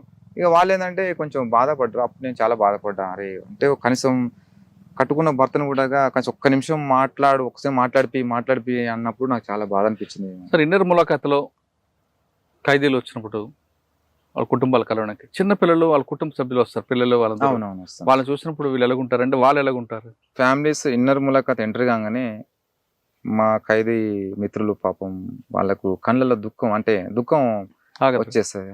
ఎందుకంటే ఒక్కొక్కరు లైఫ్ పడ్డ ఖైదీలకి ఇన్నర్ ములాఖాత్ అవకాశం ఉంటుంది, డ్యూటీ వాళ్ళకు ఉండదు. అప్పటి 5 సంవత్సరాలు 5 సంవత్సరాలు జైల్లో ఉండే ఖైదీలు చూస్తే, ఎందుకంటే వీళ్ళు జైలుకి వచ్చినప్పుడే చిన్న చిన్న పిల్లలు ఉంటారు. ఆ పిల్లలు మా 10 సంవత్సరాలకి వాళ్ళు పెద్దోళ్ళై వస్తుంటారు. అంటే నేను అంటే చిన్న పిల్లల్ని అంటే ఆ బాధ నేను కూడా పడ్డా. ఎందుకంటే నేను జైలుకు బయటికి వెళ్ళినప్పుడు నా బాబుకు 12 సంవత్సరాలు. అంటే నేను 6 నెలల పిల్లగానప్పుడు పోయినా కాబట్టి అంటే నేను ఆ పెంపకం అనేది, ఆ ప్రేమ అనేది నాకు లేకుండా అయిపోయింది. అంటే వాళ్ళు కూడా ఖైదీలు కూడా చాలా బాధపడతారు. అంటే ఎత్తుకొని ఏడవడము, వచ్చిన ఫ్యామిలీస్ ఏడవడము, డాడీ నేను పోను డాడీ, మీరు కూడా రండి డాడీ, ఇంటికి పోదాం డాడీ అని చెప్పేసి పిల్లలు అరిస్తే వాళ్ళకి ఇచ్చి అర్ధగంటనే ఉంటుంది నిర్మల. కానీ ఆ ఆఫీసులు కూడా వీళ్ళ మానవత్వ దుఃఖంతో ఇంకో హాఫ్ అన్ అవర్ మాట్లాడుకుని అని చెప్పేసి వాళ్ళ ఏడుపు చూసి వాళ్ళ బాధ, ఎందుకంటే మానవత్వం అనేది ఖచ్చితంగా ఉంటుంది సార్ ఆఫీసర్లకు. వాళ్ళు అట్లా మాట్లాడిపించి చాలా బాధ అనిపిస్తుంది. కానీ లైఫ్ పడ్డ ఖైదీలు ఎవరు కూడా సంతోషంగా ఉంటారు సార్ జైల్లో. అంటే సంతోషంగా అంటే ఒక ఫ్యామిలీకి దూరమైన ఒక బాధ ఉంటుంది, కానీ మిగతా విషయాలు అయితే ఏముండదు అని ఒక రకం చెప్పాలంటే. తల్లి తర్వాత నెక్స్ట్ తల్లి జైలే. ఎందుకంటే ఒకరోజు ఒక పూట తల్లి అన్న అన్నం తిన్నవా లేదని అడగదు, కానీ జైల్లో అధికారులు మాత్రము పొద్దున లేచినప్పటి నుంచి లాకప్ అయ్యేంత వరకు మన మీదనే వాళ్ళ పర్యవేక్షణ ఉంటుంది. ఓకే, ఉదయం 6 గంటలు లాకప్ ఓపెన్ చేస్తారు, సాయంత్రం 6 గంటలు లాకప్ క్లోజ్ చేస్తారు. 6 నుంచి 6 మధ్యన ఏం చేస్తుంటారు, ఏం ఫుడ్ ఇస్తారు? సార్ మార్నింగ్ 6:30కి లాకప్ ఓపెన్ కావగానే కొంచెం యోగా పీరియడ్ గా, అంటే వ్యక్తిగతంగా అంటే యోగా కానీ తర్వాత ఏమైనా ఎక్సర్సైజ్ ఉంటే వాకింగ్ కానీ చేసుకోవచ్చు. 6:30కి టీ వచ్చేస్తుంది. లాకప్ ఓపెన్ కాగానే టీ అక్కడ ఉంటుంది అంతే. టీ కూడా బాగానే ఉంటుంది. మన ఇంట్లో కూడా అంత మంచిగా చేసుకోము, కానీ ఆడ అంత మంచిగా చేస్తారు. టీ అయిన తర్వాత 7:30కు 8 గంటల వరకు బ్రేక్ఫాస్ట్ వస్తుంది. ఒకరోజు చపాతి, ఒకరోజు పులిహోర, ఒకరోజు ఇడ్లీ అట్లుంటుంది. పూరి ఉండదు. 8:30కి ఎవరికైతే ఏ వర్క్ అయితే అప్పకి చెప్పిందో ప్రిజన్ డిపార్ట్మెంట్ ఆ వర్క్కి వెళ్ళిపోవాలి. ఫ్యాక్టరీ ఏ ఫ్యాక్టరీ ఆ ఫ్యాక్టరీకి వెళ్ళిపోవాలి. మిగతా గేట్ వర్క్ ఉంటే గేట్ వర్క్ పోయి చేసేవాళ్ళు ఎవరి పనులు వాళ్ళు చేసుకుంటారు. ఖైదీ శిక్ష పడ్డ వాళ్ళు మాత్రమే. యూటీ వాళ్ళకు ఉండదు వర్క్, వాళ్ళకి రైట్స్ లేవు. ఆఫీసర్లు యూటీ వాళ్ళతో పని చేయించాలని రైట్స్ లేవు. యూటీ వాళ్ళు జైలుకి వచ్చారు, నేరం ఇంకా రుజువు కాలేదు కదా. కానీ యూటీ వాళ్ళతో బాత్రూమ్లు కడిగిస్తారని ఎవరు బాత్రూమ్ వాళ్ళు కడుక్కోవాలి. అది కూడా వాళ్ళు కూడా అబ్జెక్ట్ చేశారు. మేమే తప్పు చేసినాం, సరే కేసు వేసి మేము లోపలికి వచ్చాం, మేము గడవాలంటే ఇప్పుడు మీ ఇంట్లో మీరు ఉంటారు, మరి మీ ఇంట్లో బాత్రూమ్ పోతే ఎవరు కడగాలి? మీరే కడుకుంటారు కదా. ఇది మీ ఇల్లు అనుకోండి, మీ స్కూల్ అనుకోండి, అంటే ఒకటి ఎవరి బ్యారకు వాళ్ళు నీటి పెట్టుకోవాలి. ఒకవేళ నేను కడగను అన్నాను అనుకోండి, కడగనంటే దాన్ని హెచ్చరిస్తారు. అయితే ఇంకోటి అందరికి కడిపించరు, ఓన్లీ పోక్సో కేసులలో వచ్చిన వాళ్ళతోనే గడిపిస్తారు ఎక్కువ. కొంతమంది ఏంటంటే ఇక సిటీ వాళ్ళు ఉంటారు కదా, మూలకథ లేని వాళ్ళకు డబ్బులు టోకన్లు ఇచ్చి వాళ్ళతో గడిగించుకుంటారు. ఓకే, కొంతమంది డ్రంక్ అండ్ డ్రైవ్లు దొరికి జైలుకి వస్తారు, వాళ్ళతో కూడా కడిపిస్తారట కదా. వాళ్ళతో బయట వర్క్ చేపిస్తారు. ఎందుకంటే వాళ్ళకు వేసిన శిక్ష ఏంటంటే నెల 10 రోజులు 15 రోజులు శిక్ష ఇస్తారు కాబట్టి వాళ్ళకు మిర్రర్ డ్రెస్ ఉంటుంది. వాళ్ళు బయటకు వెళ్ళి ఓన్లీ గార్డెన్ క్లీన్ చేసుకుని మళ్ళీ లోపలికి వస్తారు. కానీ వాళ్ళని చూసినట్టు మమ్మల్ని చూసినట్టు వాళ్ళని చూడరు, వాళ్ళకి స్వేచ్ఛ ఉంటుంది. సార్ మధ్యాహ్నం భోజనం వస్తుంది, ఎన్ని గంటలకు వస్తుంది? సార్ 12 గంటలకు 11:30 12 గంటలకు భోజనం, 12 గంటలకు ఫ్యాక్టరీ వదిలేస్తారు. భోజనంకు 1 గంట 1 గంట వరకు, అంటే 12 గంటలకు భోజనం వస్తుంది. భోజనం తిన్న తర్వాత మళ్ళీ టీ వస్తుంది. టీ తాగినాక మళ్ళీ 1 గంటకు మళ్ళీ ఫ్యాక్టరీకి వెళ్ళిపోవాలి. మళ్ళీ రెస్ట్ ఏ ఉండదు. ఫ్యాక్టరీ వెళ్ళిన 4 గంటలకు ఫ్యాక్టరీలో క్లోజ్ అయిపోతాయి. అప్పుడు ఇంకా 4 గంటలకు వచ్చి క్యాంటీన్ ఉంటుంది. అక్కడ క్యాంటీన్లోకి వచ్చి అక్కడ మనం డబ్బు పెట్టి కొనుక్కుంటే బిస్కెట్లు ఉంటాయి. అక్కడ తర్వాత మనకి ఏది కావాలని ఉంటాయి. బయట ఏవైతే వస్తువులు ఉంటాయో, అంటే బయట వస్తువులు అంటే ఇల్లీగల్ కాదు, లీగల్ వస్తువులే, అవి దొరుకుతాయి. బిస్కెట్ కానీ, చాయ్ కానీ, కాఫీ కానీ, ఫ్రూట్స్ కానీ, ఇంకా అన్ని వస్తువులు మనం కొనుక్కోవచ్చు అక్కడ పోయి. అంటే కూల్ డ్రింక్స్ వరకు కానీ సాఫ్ట్ డ్రింక్స్ దొరుకుతాయి, హాట్ డ్రింక్స్ దొరుకుతాయి. కూల్ డ్రింక్స్ కూడా బ్యాండ్ అయిపోయింది, ఎందుకంటే దాంట్లో ఆల్కహాల్ ఉందనేది తేలిన తర్వాత. అంటే బీర్లు అలాంటి రావు, కానీ థమ్స్ అప్లే రావు, బీర్లు ఏడొస్తాయి సార్. కానీ డబ్బులు ఇస్తే ఏదైనా సాధ్యం అనేది వాస్తవం అంటారా? సరే, అది అవాస్తవం. అది డబ్బులు ఉంటే జైల్లో బిర్యానీ వస్తుంది, మందు వస్తుంది, ఫోన్లు వస్తాయి అనేది తప్పది. అది ఒకప్పుడు 20 సంవత్సరాల క్రితం మాట, అది ఇప్పుడు లేదు. ఇప్పుడున్న ఆఫీసర్ లేదు సార్, ప్రతి ఒక్క ఆఫీసర్ గ్రూప్ నుంచి వచ్చిన వాళ్ళంతా మంచి ఎడ్యుకేటెడ్ ఆఫీసర్లు. వాళ్ళు చాలా ఖైదీల విషయాలలో ఇన్లీగల్ వస్తువులు రాకుండా చాలా జాగ్రత్త చూసుకుంటారు. ఇంకోటి ఖైదీలకు ఎలాంటి హాని, ఏదైనా హెల్త్ విషయంలో కూడా చాలా జాగ్రత్త తీసుకుంటారు. కానీ ఇన్లీగల్ వస్తువు ఇంకోటి వీళ్ళు పేసిపోయిన కొంచెం చాలా సమస్య ఉంటుంది సార్. ఆఫీసర్లకు ఉంటుంది, ఆఫీసర్లతో పాటు అక్కడ చెకింగ్ చేసే జవాన్లకు ఉంటుంది. కానీ జవాన్లు సార్ మీరు ఎందుకు ఇంత అంటే ప్రైవేట్ పార్ట్లో పెట్టుకొని వస్తారు వాళ్ళు. అంటే మింగి తీసుకురావడం, ఇంకా వేరే మార్గంగా తీసుకురావడం చేస్తే, ఇప్పుడు మింగి తీసుకొచ్చిన మనం ఏం చేస్తాం? డౌట్ వస్తే ఖచ్చితంగా అది కూడా కక్కిపిస్తారు, అది కూడా చెక్ చేస్తారు. అంటే అంత పక్కన చెక్ చేసి డౌట్ వచ్చిందంటే కంపల్సరీ హాస్పిటల్ తీసుకుపోతారు, అక్కడ చెక్ చేపిస్తారు, తీసుకుపోయి అది కంపల్సరీ కక్కిపిస్తారు. ఏ వస్తువు కూడా బయట నుంచి ఇన్లీగల్ వస్తువు లోపలికి రాకుండా. ఓకే, 4 గంటలకి ఫ్యాక్టరీ అయిపోయింది అనుకో, స్నానం చేసిన తర్వాత మీకు మళ్ళీ డిన్నర్ ఎప్పుడు ఇస్తారు? డిన్నర్ ఇక మనం ఎప్పుడైనా చేసుకోవచ్చు. 5 గంటలకి భోజనం వచ్చేస్తుంది. తర్వాత మనం 8 గంటలు తినవచ్చు, 7 గంటలు, కానీ 5:30కి తినాలని రూల్స్ అక్కడ. ఓకే, డోర్ లాక్ చేస్తారు, లాక్ అవుతుంది. లాకప్ ఎన్ని గంటలకి? 6 గంటలకు 6:30 లాకప్ అవుతుంది. అంటే సూర్యాస్తం, సూర్యోదయం. కానీ వర్క్ ఏమన్నా వేరే ఏమన్నా వర్క్, ఇప్పుడు ప్రాజెక్ట్ వర్క్ ఏమన్నా పెండింగ్ ఉందనుకో కొంతమంది లేట్గా వస్తారు. 9 అవుద్ది, 10 కూడా అవుద్ది. అది కూడా వాళ్ళ జీతం కోసమే. ఇప్పుడు ఫ్యాక్టరీలో పగలు చేసిన వాళ్ళు నైట్ కూడా చేస్తారు 12 గంటల వరకు. ఎందుకంటే ఏదైనా పని ఏదైనా ఉంటే కొంచెం చేసి పెట్టాలి కాబట్టి, ఏదైనా సోఫా సెట్లు కానీ ఇంకేమైనా బీరువాలు కానీ వాళ్ళకు సాలరీ ఎక్కువ ఉంటుంది. వాళ్ళు చేసుకుని మళ్ళీ 12-1 గంటల లోపు వచ్చేస్తారు. నాన్ వెజ్ స్వీట్ ఎప్పుడు ఇస్తారు? అక్టోబర్ 2కి ఇస్తారు. అక్టోబరు మనకు ఏదైనా పండుగలు ఏమైనా ఉంటే స్వీట్ ఇస్తారు, లడ్లు ఇస్తారు వాళ్ళు. అది జైల్ మాన్యువల్ ప్రకారం మనకి ఎంత ఇవ్వాలి, మనకి ఎంతో వస్తుంది ఒక ఖైదీకి అనేది, దాని ప్రకారం మనకు లడ్డు ఇస్తారు. నాన్ వెజ్ వారం ఉంటుంది. మటనా చికెన్ అంటే వారం చికెన్ ఉంటుంది. 1 month ఒకసారి మటన్ ఉంటుంది అంతే. అంటే ఎంత కావాలంటే ఇస్తారా? లేదు సార్, అది మనకు ఎంత కావాలి ఉండదు. ఒక కప్పు ఉంటుంది, ఆ కప్పు మనం ఒకరు తినంత సరిపోదు. మరి కొంతమంది మాకు సరిపోదు అంటుంటారు కదా. ఇక సరిపోదు అనుకుంటే ఇక వాళ్ళు వేరే రకంగా కొనుక్కుంటారు. ఇక అంటే ఎవరైనా ఖైదీలు అక్కడ చికెన్ వంటలు పనిచేస్తారు కదా, వాళ్ళు ఏంటంటే వాళ్ళు కొంచెం ఎక్కువ తీసుకుంటారు పనిచేసిన వాళ్ళు. అందులో నుంచి వీళ్ళు అమ్ముకుంటే ఎవరైనా ఎక్కువ కావాలనుకున్నా కొనుక్కొని తింటారు అంతే. సరే, ఇప్పుడు వంటలు చేసేది ఎవరు? ఖైదీలు. కానీ కొంతమంది స్పెషల్ ఖైదీలు ఉంటారు. స్పెషల్ ఏముండదు, కొంతమందికి స్పెషల్ ఖైదీలు పంపిస్తుంటారు, కోర్టు అనుమతితో వస్తారు. వాళ్ళు సెపరేట్ గా కిచెన్ ఉంటుందా వాళ్ళకి? అది వేరు సార్. అది ఇప్పుడు అట్లాంటి ఏం లేదు. అందరికీ ఒకటే ఫుడ్, అందరికీ ఒకటే టీ. ఇప్పుడు అప్పుడు ఉన్న రాజశేఖర్ రెడ్డి ప్రభుత్వం ఉన్నప్పుడు, ఉమ్మడి రాష్ట్రం ఉన్నప్పుడు కొంతమంది B క్లాస్ అని ప్రిజన్స్ ఉండేవాళ్ళు. ఎవరు? ఈ ఫ్యాక్షనిస్టులు ఉంటారు కదా, వాళ్ళకి సపరేట్ కిచెన్. అంటే వాళ్ళ జైల్ మాన్యువల్ ప్రకారం వాళ్ళకి 150 రూపీస్ రోజుకుంటుంది. అంటే మాకు 40 రూపాయలు 80 రూపాయలు ఉంది మాకు. వాళ్ళకి సపరేట్ కుకింగ్ వాళ్ళు చేసుకునేటోళ్ళు. అట్లా ఉంటుంది, వాళ్ళు సొంతంగా వండుకునేటోళ్ళు. బయట నుంచి చేపలు అవి తెచ్చుకొని వాళ్ళు తినేటోళ్ళు. ఇప్పుడు అట్లా అందరికి ఒకటే ఫుడ్, ఒకటే మాన్యువల్. కానీ జైల్లో మంచం ఉండదు కాబట్టి మేము డబ్బులు ఇస్తే హాస్పిటల్లో వెళ్ళి పడుకోవచ్చు మంచం మీద అనేది కొంతమంది అంటుంటారు. వాస్తవం? అది తప్పు సార్. ఏదన్నా మంచం ఏమన్నా ఎవరికి మంచం అవసరం? ఓల్డ్ ఏజ్ వాళ్ళకు మంచం అవసరం. ఇప్పుడు ఇంకోటి, ఎవరికైనా నడుము బ్యాక్ పెయిన్ ఉన్న వాళ్ళకు మంచం అవసరం. నీకు అంతవరకు అంటే ఇప్పుడు ఆయన హాస్పిటల్లో డాక్టర్ తోటి చెకప్ చేసిన తర్వాత, ఆయన అవుట్ హాస్పిటల్కి వెళ్ళి వచ్చిన తర్వాత, లేదు నీకు అవసరమే అని డాక్టర్ రాస్తే అప్పుడు వాళ్ళకు మంచం ఇస్తారు. కానీ డబ్బులు ఇస్తే మంచం హాస్పిటల్ పోయి పండుకోవచ్చు అనేది కరెక్ట్ కాదు, అదంతా అబద్ధం. అది బ్యారక్ లో టీవీ పేపర్ 2 ఉంటాయా? ఉంటాయి. పేపర్ అంటే రోజు అన్ని పేపర్లు వస్తాయి. న్యూస్ పేపర్ రెగ్యులర్ గా బ్యారక్ ఒకటి వచ్చేస్తుంది. బ్యారక్ ఒకటి ఉంటుంది. బ్యారక్ కాదు, 2 బ్యారక్లు ఒక పేపర్ ఉంటుంది. పొద్దు నుంచి 12 గంటలు ఒకరు చూస్తారు, 12 నుంచి మళ్ళీ సాయంత్రం వరకు నైట్ వరకు ఒకరు చూసుకుంటారు. పేపర్ వస్తుంది. పేపర్ కూడా స్కానింగ్ వస్తుందా? సెన్సార్ చేస్తారు కదా సార్. అది కూడా ఏంటంటే కొన్ని ఖైదీలకు ఏ విషయాలు తెలియాలి, బయట నుంచి ఏ విషయాలు తెలియవద్దు అనేది జైలు రూల్. అది ఇప్పుడు కొన్ని విషయాలు ఖైదీలు చూడని విషయాలు ఉంటాయి. ఎందుకంటే బయట సమాజంలో ఉన్న స్వేచ్ఛ మాకు ఉండదు కదా, మేము మొత్తానికి దూరం అయినా కాబట్టి మాకు అంత అన్నిట్లో మనకు స్వేచ్ఛ ఇవ్వరు వాళ్ళు. కొన్ని కటింగ్ చేసి పంపిస్తారు. అది ఏంది కటింగ్ చేసి కూడా ఇంటికి ఫోన్ చేసి కనుక్కుంటారు వీళ్ళంతా. మనం ఎట్లుంటారు మన సోదరులు ఖైదీలు.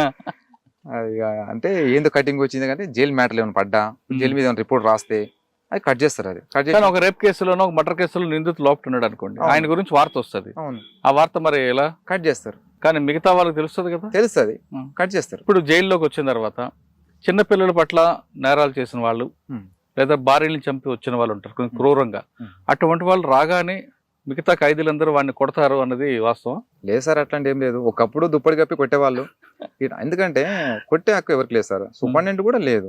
ఎందుకంటే వాళ్ళు ఫస్ట్ ఆఫీసర్లే వచ్చిన ఖైదీని ఎట్లా చూడాలనేది, వీళ్ళు ఎట్లా జాగ్రత్త చూసుకోవాలి, ఎట్లా పెట్టాలి అనేది వీళ్ళు నిర్ణయిస్తారు. వాళ్ళు వచ్చిన క్రైమ్ ఏంటంటే, అతను వచ్చిన క్రైమ్ ఏంది, అరే ఇతన్ని ఈ బ్యారక్ వేస్తే కొడతారు కాబట్టి సేమ్ కేటగిరీ వీడు ఏ కేసులో వచ్చినా దాంట్లోనే ఆ బ్యారక్లో పంపిద్దాం అనేది ఆఫీసర్ చూసి చేస్తారు. కానీ ఎట్లా హాని జరగనియరు ఖైదీలకు, ఎలాంటి హాని వేరే ఖైదీ తోటి హాని జరగకుండా చాలా జాగ్రత్త చూసుకుంటారు. కానీ కొంతమంది మాత్రం బాగా శిక్షించడానికి సింగిల్ సెల్ లో పెడతారట కదా. ఇక సహజమే అది.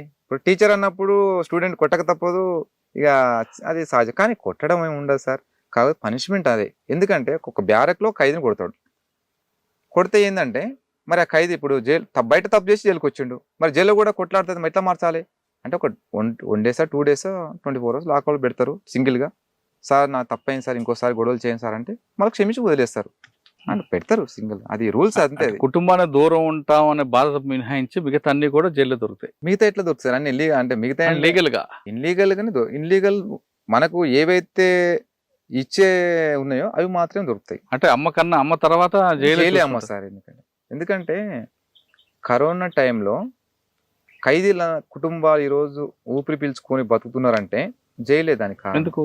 ఎందుకంటే కరోనా టైంలో బయట కూడా అంత ప్రికాషన్ తీసుకోలేదు. కరోనా టైంలో అంటే మాకు అంత ప్రికాషన్ తీసుకున్నారు. సూపరింటెండెంట్ సంపత్ సార్ ఉండే, అనే ఎక్కడ ఖైదీలను అక్కడ మొత్తం ఎవరి బ్యారక్లు అక్కడ పెట్టేసి వాళ్ళకు రోజు ఏది మన చెకప్లు చేయడము, తర్వాత మనకు ఏదన్నా కొంచెం సిమ్టమ్స్ ఏమైనా ఉంటే కూడా ఎంబడే అంటే బయట కొంచెం హాస్పిటల్ బయట పంపేది కాదు, కాకపోతే కొంచెం జాగ్రత్త తీసుకునేది. ఇంకోటి అక్కడ ఏంటంటే అది కొంచెం లిక్విడ్ ఇచ్చేది, అంటే బ్లాక్ ఉంటుంది, అంటే అది బయట తాగి రోజు లేదు కానీ మేము మాకు ప్రతిరోజు ఇచ్చారు. అది ఇది కషంలా ఉంటుంది బాగా, బూస్ట్ అంటే ఎనర్జీ కోసం. అవును, అదే. అట్లా మేము చాలా బాధపడ్డాం. చాలా మంది సూపర్ని కూడా తిట్టుకున్నారు, ఏంది ఇంతకన్నా కఠినంగా మమ్మల్ని అంటే ఉన్నదే జైల్లో మళ్ళీ ఇంకొకటి ఇదొక ఒక జైలు లాగా తయారు చేసింది కదా అని చెప్పేసి తిట్టుకున్నారు. కానీ ఆయన తిట్టుకోవడం ఆయన ఏం పట్టించుకోలేదు. కానీ ఆయన అట్లా ఒక అధికారి అట్లా చేయడం వల్ల మేము బతికినాం. మళ్ళీ లేకుంటే కరోనా స్ప్రెడ్ వల్ల మేమంతా అంటే ఎక్కువ మంది ఉంటాం కాబట్టి ఎక్కువ స్ప్రెడ్ అవుద్ది ఖైదీలు. అట్లా కాకుండా ఏ బ్యారక్ ఆ బ్యారక్ సపరేట్ పెట్టేసి ఫుడ్ కూడా ఆడికే వచ్చేది. కానీ నేను చాలా బాధపడ్డా. కరోనా మీరు ఉన్న టైంలో ఎవరైనా బయట మన నేరం చేయాలని కుట్ర పంతున్న విషయం ఎప్పుడైనా గమనించారా? గమనించి ఆఫీసర్కి చెప్పడం జరిగిందా? సార్ మా ముందైతే అట్లాంటి ఏం జరగలేదు, కాకపోతే అట్లాంటిది ఏం జరగలేదు సార్. సార్ ఫైనల్గా చెప్పండి, మరి ఒకసారి మనం వెనక్కి వెళ్దాం. ఆంధ్ర బోర్డర్లో జరిగిన సంఘటన మీరు ఏ విధంగా చూస్తారు? ఇకపై జరగకుండా ఉండాలంటే ఏం చేయాలి? జరగకూడదు అనేది నేను ఖచ్చితంగా చెప్తా. ఇప్పుడున్న సమాజంలో ఇప్పుడున్న సమాజంలో పార్టీతోటి ప్రజలకు అవసరం ఉంది.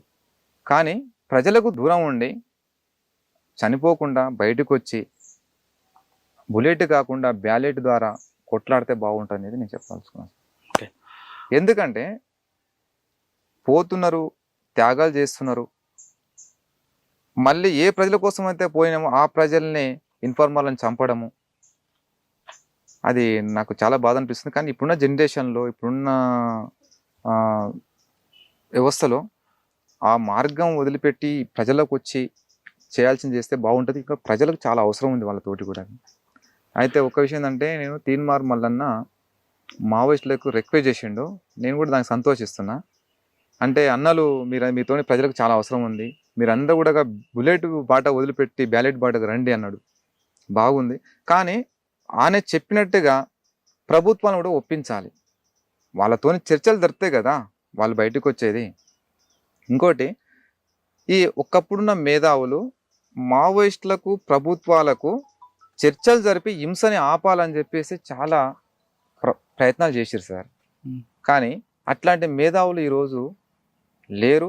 ఉన్నా కూడా పాలక వర్గాల భుజాల మీద కూర్చొని వాళ్ళకే భజన చేస్తున్నారు. అంటే వాళ్ళు కూడా దిగజారిపోయారు. ప్రజాస్వామిక మేధావి అనే వాళ్ళు ఎవరు లేరు ఇప్పుడు.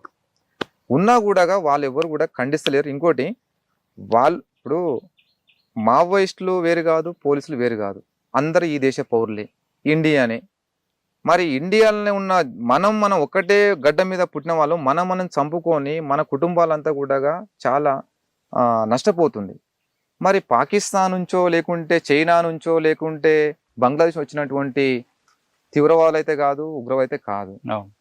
మరి ఈ దేశ పౌరుల మీద ఈ దేశ మిలిటరీ యుద్ధం చేయడానికి అధికారం లేదు. కానీ ఎందుకు ఈ దేశ పౌరులు తుపాకులు బట్టి ఎవరి కోసం పోరాడుతుంటే ఎందుకోసం పట్టారనేది ఒక ప్రభుత్వాలు ఆలోచించి దీన్ని పెద్ద మనసుతోని ఆలోచిస్తే ఖచ్చితంగా సమస్య సాల్వ్ అవుద్ది, హింస కూడా తగ్గిపోద్ది. వాళ్ళు కూడా బయటకు వచ్చి, ఎందుకంటే ప్రజల సమస్య లేకుంటే వాళ్ళతోనే అవసరం ఉన్నది కదా. ఈ ప్రజల సమస్యల్ని ప్రభుత్వాలు పరిష్కరిస్తే తుపాకీ బట్టి కొట్లాల్సిన అవసరం ఏముంది? కరెక్ట్. కాబట్టి ప్రభుత్వాలని ఉంచాలంటే ప్రభుత్వాలని ఒప్పించాలంటే మేధావి సెక్షనే మెయిన్ పాత్ర. కానీ ఆ మేధావి సెక్షన్ అంతా కూడా ప్రజాస్వామిక మేధావులంతా కూడా ఆలోచించి ఒక్క నిర్ణయానికి వస్తే బాగుంటుంది అనిపిస్తుంది నాకు. ఛత్తీస్గఢ్లో కానీ ఇంకా వేరే వేరే రాష్ట్రాల్లో కూడా వందల మంది ఆదివాసీలు కుప్పలు రాలిపోతున్నారు సార్. అంతా ఆ రక్తం అంతా ఈ దేశ ప్రజలదే కదా, చంపేది ఈ దేశ ప్రజలు చంపుతారు. మరి అంటే మన కంట్లో మనమే ఏళ్ళు పడుచు చనిపోతే ఎవరికి నష్టం? ఇద్దరికి నష్టమే, మనకి నష్టం. కాబట్టి అది ఏ సమస్య మీద అయితే ఉద్యమాలు, ఏ సమస్య పోరాటాలు జరుగుతున్నాయో దాని మీద ఖచ్చితంగా సార్ కేంద్ర ప్రభుత్వాలు, రాష్ట్ర ప్రభుత్వాలు ఆలోచించి వాళ్ళని సమస్యని పరిష్కరిస్తే, ఏదైతే వాళ్ళు దేనికోసం అయితే పోరాడుతున్నారో ఆ సమస్యను పరిష్కరిస్తే బాగుంటుంది అనేది నేను ప్రభుత్వాలకు, పోలీసు యంత్రాంగాన్ని చెప్పదలుచుకున్నా. ఇంకోటి, ప్రభుత్వాలు కూడా చాలా తప్పు నిర్ణయాలు తీసుకుంటున్నారు. మావోయిస్టులు చర్చలు అన్నప్పుడు మావోయిస్టుల నోటి నుంచే చర్చలని వస్తుంది. మరి చర్చలు అన్నప్పుడు ప్రభుత్వాలు ఏం చేయాలి? సరే రండి, మీ సమస్య ఏదైతే చెప్పండి, దాని మీద మనం కూడా కూర్చొని మాట్లాడుకొని పరిష్కరించుకుందామని చెప్పాలి. కానీ చర్చలని వాళ్ళంటే సరే అంటుంది, వాళ్ళు ఎన్కౌంటర్ చేస్తుంది. ఎగ్జాంపుల్గా మల్లోజుల కోటేశ్వరాల కిషన్జీ తను పశ్చిమ బెంగాల్ ప్రభుత్వం అధికారం రాకముందు, మమతా బెనర్జీ అధికారం రాకముందు ఏమన్నది, మావోయిస్టులతోటి నేను చర్చలు జరుపుతున్నది. అక్కడ కొంచెం ఫ్రీడమ్, ఆమె ఓన్లీ కమ్యూనిస్ట్ పార్టీని కూర్చడం కోసము మావోయిస్ట్ పార్టీ నినాదం తీసుకొచ్చి అక్కడ కమ్యూనిస్ట్ని, రివిజనిస్ట్ పార్టీని అక్కడ కూల్చింది. అక్కడ కూల్చి ఇక్కడ తృణమూల్ కాంగ్రెస్ పార్టీ అధికారం వచ్చింది. మరి వచ్చిన తర్వాత ఏం చేసింది? కిషన్జీని, అయితే కిషన్జీకి మద్దతుగా, ప్రభుత్వానికి మద్దతుగా ఎవరు, సామాజిక కార్యకర్త స్వామి ఇగ్నేష్ అని అతను, లేదు నక్సల్స్ని మొత్తం కూడా బయటికి రప్పించాలి, వాళ్ళు చేసే పోరాటాలని కూడా, అంటే వాళ్ళు ఏ సమస్య మీద పోరాడుతున్నారో వాళ్ళందరినీ కూడా ఆ సమస్య మీద ప్రభుత్వాల ముందు పెట్టి వాళ్ళతో చర్చలు జరిపి శాంతియుతం చేయాలని చెప్పేసి సామాజిక కార్యకర్త స్వామి విఘ్నేష్ ప్రయత్నం చేస్తే, అప్పటికి ఈయన స్వామి విఘ్నేష్ కూడా మల్లూరు కోటేశ్వరరావు లెటర్ రాసిండు. ఈయన రాసిన లెటరు, అంటే ఫస్ట్ కిషన్జీ రాస్తే మల్లోజుల ఈయన స్వామి విఘ్నేష్ కూడా లెటర్ రాసిండు. ఆ లెటర్కు రిప్లై రాకముందే కిషన్జీని చంపేసింది. అంటే నీకు చంపకుంటే నీకు సమస్య అనేది సాల్వ్ అయ్యేది కదా. అంటే ప్రభుత్వాలు కూడా అంటే నక్సల్స్ చర్చలు అన్నప్పుడు ప్రభుత్వాలు ఆలోచించి చర్చలు చేస్తే హింస అనేది ఉండదు, ఇంకో శాంతి నెలకొంటుంది. కానీ చర్చలన్నీ వాళ్ళు చెప్పంగానే వీళ్ళని చంపడం అనేది కరెక్ట్ కాదు. చర్చల పేరు మీద చంపి వాళ్ళని నిర్మూలించడం అనేది కరెక్ట్ కాదు. వాళ్ళందరినీ కూడా బయటికి తీసుకొచ్చి వాళ్ళు ఏ సమస్య మీద అయితే పోరాడుతున్నారో ఆ సమస్యను పరిష్కరించి ప్రజలలో కలపండి. వాళ్ళు కూడా బయటకు వచ్చి ప్రజాస్వామ్యబద్ధంగా ఓటు ద్వారా ప్రజల్ని ఒక నవనిర్మాణ మార్గంలో తీసుకుపోతే బాగుంటుందనేది నేను అనుకుంటున్నా. ఇప్పుడున్న పాలకులు కొంతమంది ప్రజలకు న్యాయం చేయాలని పోరాడుతున్నారు, కొంతమంది దిగజారిపోతున్నారు, అంటే ప్రజలకు ద్రోహం చేస్తారు. కాబట్టి అట్లా కాకుండా వాళ్ళకి నక్సల్స్ గిట్ట బయటకు వచ్చి ఓట్లలో గెలిస్తే ప్రజలకు ఖచ్చితంగా 100% సామాజిక న్యాయం జరుగుతుంది ఖచ్చితంగా. వనస్థలపురంలో అరెస్ట్ అయినప్పుడు అక్కడ చంద్రశేఖర్ గారు ఇన్స్పెక్టర్ ఉండేవారు. ఆయన మీకు ఏ విధంగా ఇంటరాక్షన్ చేశారు? ఒక దశలో మిమ్మల్ని చంపాలని కూడా ప్లాన్ చేసినట్లుగా ఎన్కౌంటర్ చేద్దాం అనుకున్నారు, వాస్తవం అది? వాస్తవం సార్. ఎలా? అయితే నన్ను పట్టుకున్న తర్వాత 5 days ఎక్కడ దొరికారు మీరు అసలు? వనస్థలపురం ఏరియాలో ఒక ఇన్ఫర్మేషన్ ఇస్తే వచ్చి పట్టుకున్నారు. పట్టుకున్న తర్వాత తీసుకుపోయి ఇంటర్వ్యూ చేసిన తర్వాత ఎన్ని గంటలు చేశారు? నైట్ పూట చేశారు. అయితే చేసిన తర్వాత ఏంటంటే వాళ్ళు మహబూబ్ నగర్ నుంచి కొంతమంది సిఏలు, డిఎస్పీలు వచ్చిర్రు. ఆడికి వచ్చి నా దగ్గర ఏమైతే ఉన్నాయో రికవర్ చేసుకోవాలని చెప్పేసి వాళ్ళు ఆడికి వస్తే అప్పటికి నా దగ్గర ఏం లేవు. ఆల్రెడీ శ్యామ్ సరెండర్ అయిన తర్వాత ఆయన చూపించడం అయిపోయింది. నేను కూడా అప్పుడు బయటకు వచ్చే క్రమంలోనే అరెస్ట్ అయినా, లేకుండా నేను కూడా సరెండర్ అయిపోయేటాన్ని. అయితే పక్క చంద్రశేఖర్ సార్ ఖచ్చితంగా ఎన్కౌంటర్ చేసేయాలని ఫిక్స్ అయిపోయాడు. అయితే నేను ఎన్కౌంటర్ చేస్తానుకోలేదు, భయపెట్టిస్తారేమో అనుకున్నా. కానీ అక్కడ నుంచి ఒక 3 vehicles తీసుకొని అక్కడ నానక్ నగర్ అని ఒక యాచారం సైడ్ ఒక ఫారెస్ట్ తీసుకెళ్ళాను. అయితే తీసుకెళ్లేటప్పుడు మజీద్ అనే సిఐ నాతో పాటు ఉన్నాడు పక్కన. 4 ఫోన్లలో మాట్లాడుకుంటుంటే నాకు డౌట్ వచ్చింది. డౌట్ వస్తే మజీద్ సిఐ సార్ని అన్నా, సార్ ఎక్కడ తీసుకెళ్తారు సార్ అని చెప్పిన. ఎక్కడ లేదు, అక్కడ వేరే సార్ ఉన్నాడు, నిన్ను తీసుకురమ్మాడు, చూపించి మళ్ళీ రిటర్న్ తీసుకొస్తున్నాడు. పక్కన కిషన్ ఉన్నాడు, ఇప్పుడు ప్రజెంట్ చేవెళ్ళ డిఎస్పీ, అప్పుడు ఎస్ఐ అని ఉండి సార్ అని భుజం మీద చేయిట్లా పెట్టి, సార్ ఎక్కడ తీసుకెళ్తారు సార్ అని. సార్ చంపకండి సార్ అని చెప్పిన. ఏం లేదమ్మా, అట్లాంటిది ఏం లేదు, చంపడానికి కాదమ్మా, అందరూ వచ్చేసారు బయటకి, నిన్నెందుకు చేస్తారు, నిన్నేం చంపరమ్మా, ఓన్లీ అక్కడ సారు రమ్మన్నాడు, వేరే ఆఫీసరు ఆయనతో తీసుకురమ్మన్నాడు, పోయి మాట్లాడుకొని మళ్ళీ రిటర్న్ రావాలని చెప్పిండు. సరే తీసుకున్న తర్వాత మరి టౌన్గా అంటే ఇక్కడ టౌన్కు అనుకున్నా, కానీ పొలాల పొంటి వెహికల్ వెళ్ళిన తర్వాత మళ్ళీ అక్కడ నుంచి ఫారెస్ట్ ఉంటుంది, చిన్న ఫారెస్ట్. 3 వెహికల్స్ అక్కడ పోయినాయి. అయితే అక్కడ పోయి నన్ను ఎవరిని కనిపించకుండా నా మధ్యలో ఒక 4 నడుచుకుంటూ నా తలకాయ క్యాప్ పెట్టేసి నన్ను ఎవరు గుర్తుపట్టకుండా ఫారెస్ట్ లోపల తీసుకెళ్ళిన తర్వాత వాళ్ళు ఏం చేస్తారంటే వాళ్ళ ఆర్డర్ కోసం వెయిట్ చేస్తారు. నాకు అర్థమైపోయింది, గట్టిగా పట్టుకోరు అని చెప్తున్నారు. అక్కడ వెపన్ లోడ్ చేసి పెట్టుకో అంటుండు ఎస్ఐకి. ఆల్రెడీ ఏకే లోడ్ చేసి పెట్టుకున్నాడు. ఎవరు? రవీంద్ర ప్రసాద్ అని. ఆర్డర్ ఇచ్చింది ఎవరు? ఆర్డర్ ఇంకా ఇయ్యలేదు కొట్టాలని.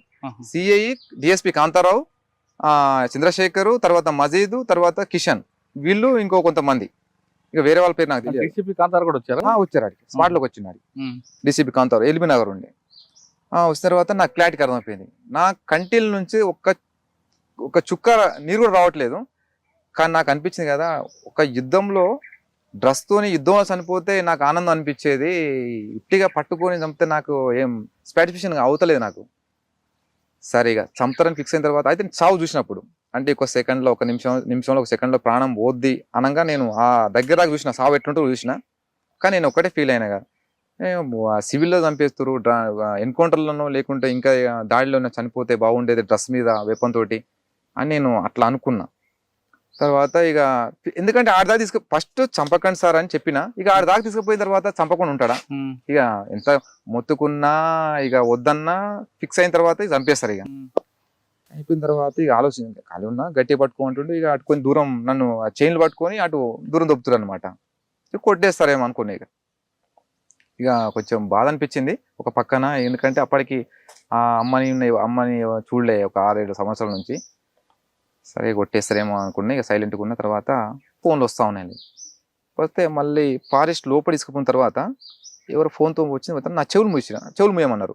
గట్టిగా చెవులు మూస్తే నాకు పక్కన ఏం మాట్లాడుకుంటున్న విషయం కూడా నాకు వినిపించలేదు.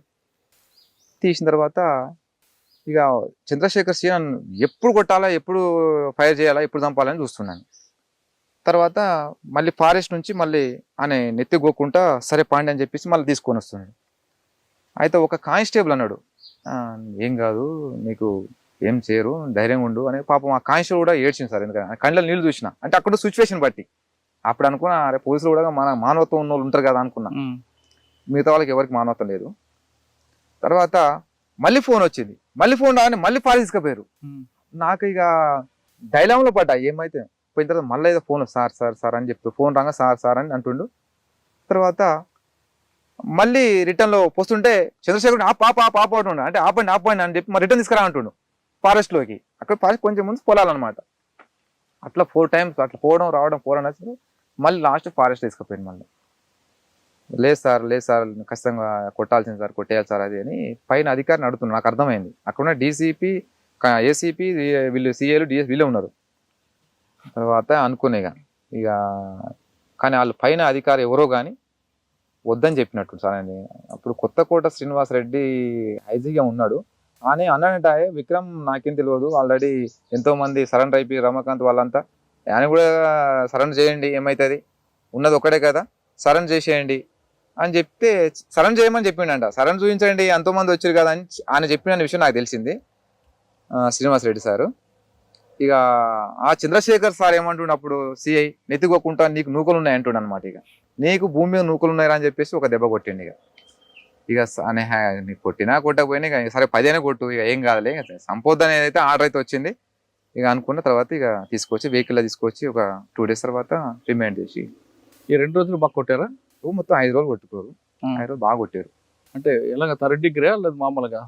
సార్ ఎస్ఐ కంటే ఒక పాండ్ అది హనుమంత్ రెడ్డి అని ఒక కానిస్టేబుల్, ఇక రెడ్డి అనే పొగరో మరి ఏమో తెలియదు కానీ ఫస్ట్ నా క్యాస్ట్ అడిగిండు, బీసీ కుర్మా అని చెప్పిన. ఇక మీ పేరు ఏం పేరు సార్ అని అడిగినా, రెడ్డి అని కనిపిస్తలేదా అంటున్నాను అనమాట. అంటే సరే అని చెప్పేసి ఆయన బాగా కొట్టిండు సార్ ఆయన. నా చెవులకు ఇక్కడ నుంచి ఈ ఏళ్లతో కొడిస్తే ఈ చెవులు గోర్లు మొత్తం దిగినాయి లోపల, బాగా నడుల మీద బాగా తన్నిండు. 3rd degree కంటే అంత 3rd degree ఏం కాదు, కాకపోతే లబ్బర్తో బాగా కొట్టారు. ఇక వాళ్ళు ఎగిరేది ఇష్టం వచ్చినట్టుగా ఎగిరి తన్నడము, అక్కడ వచ్చిన స్పెషల్ పార్టీలతో తనిపేయడము. అక్కడ మిస్ అయ్యారు మీరు.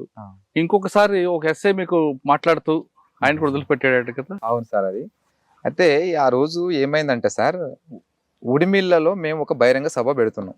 పెట్టాలని పార్టీ తీర్మానము. మేము ఒక 35 మంది కలిసి ఉడిమిల్లకు, అంటే మా సామాన్లు, మా కిట్టి బ్యాగులంతా కూడా ఒక దగ్గర పెట్టి ఓన్లీ వెపన్స్ తోటి మాత్రమే గ్రామంలోకి పోయి అక్కడ మొత్తం మేము నినాదాలు ఇచ్చి అక్కడ గ్రామ సెంటర్లో మీటింగ్ జరుగుతుంది.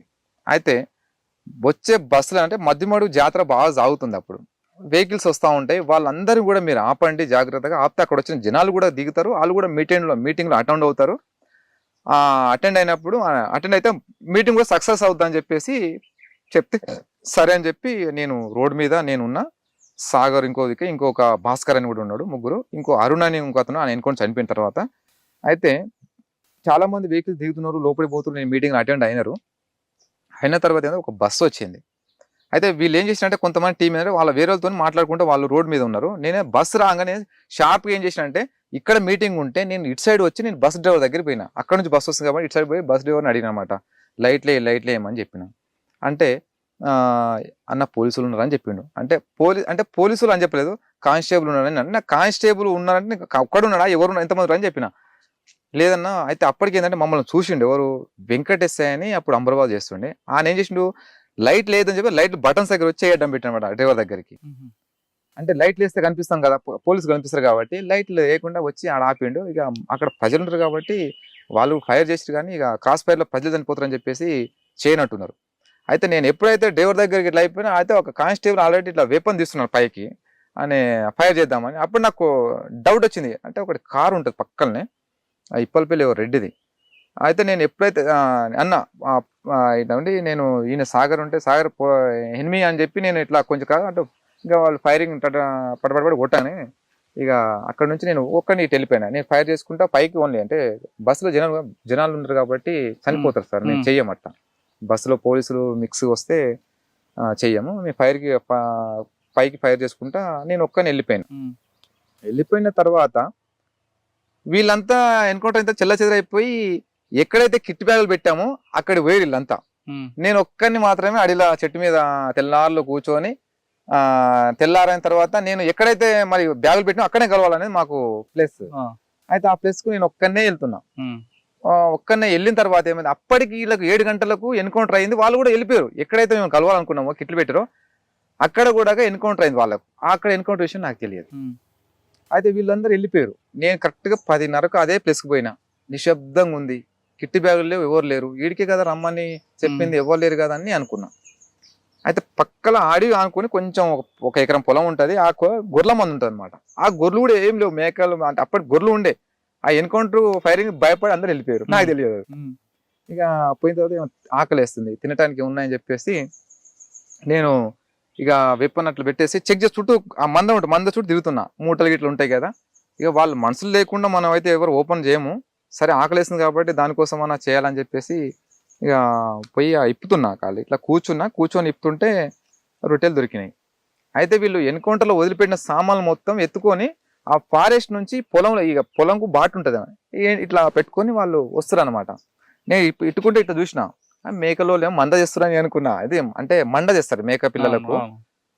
మళ్ళీ డౌట్ వచ్చి చూడనే ఎనిమి టక్కున వెపన్ అందుకొని, అది నాకు ఫైర్ చేయడం కవర్స్ కూడా లేవు, కిట్టి బ్యాగ్ ఆడనే వదిలేసిన, అంటే ఆడనే ఉండే ఇక వదిలిపెట్టిన. వాళ్ళు ఎంబడే ఫ్యార్లలో అయిపోయారు. ఫ్యార్లలో అయిపోయి వాళ్ళు క్లియర్ కనిపిస్తున్నా, వాళ్ళు మొత్తం బ్రష్ లో కొట్టేస్తారు ఫైరింగ్. నేను ఒక 100 అడుగుల దూరం వరకు అట్లే నేను బెండన్లో చాలా షార్ప్గా వచ్చేసి ఫారెస్ట్ లో పడిన తర్వాత 2 అయిపోయినాయి. తర్వాత మళ్ళీ చిట్లంగుంట దగ్గరికి పోయినా. అక్కడ లంబాడ్స్ తింటారు, అక్కడ పార్టీకి బాగా సహకరించే వాళ్ళు. అక్కడ గుట్టలలో పొలాలు ఉంటాయి వాళ్ళకు. అయితే అక్కడి పార్టీ వస్తుంది ఏమైనా అయితే కూడా మళ్ళీ అక్కడ కలవచ్చు. అక్కడ పోయిన తర్వాత సాయంత్రం 3 గంటలకు వెళ్ళినా, అక్కడ ఒరినాటు వేస్తారు అందరూ. ఆడ చూసిరు నన్ను చాలా మంది. నేను చెప్పిన అన్నలకు అక్కలకు ఉండి, నేను ఇక్కడ నన్ను చూసినట్టు ఎక్కడ చెప్పకండి అక్క, అన్న మీరు వెళ్ళండి, నేను కూడా వెళ్ళిపోతాను మా వాళ్ళు వస్తే. అంటే సరే అన్న మీరు జాగ్రత్త ఉన్నానన్న, ఎందుకంటే పోలీసు కూడా తిరుగుతున్నారు, చాలా జాగ్రత్త ఉండండి, ఉడిమిల్లా ఇట్లా అయిందంట అని చెప్తే అవును అక్క అని చెప్పినాం.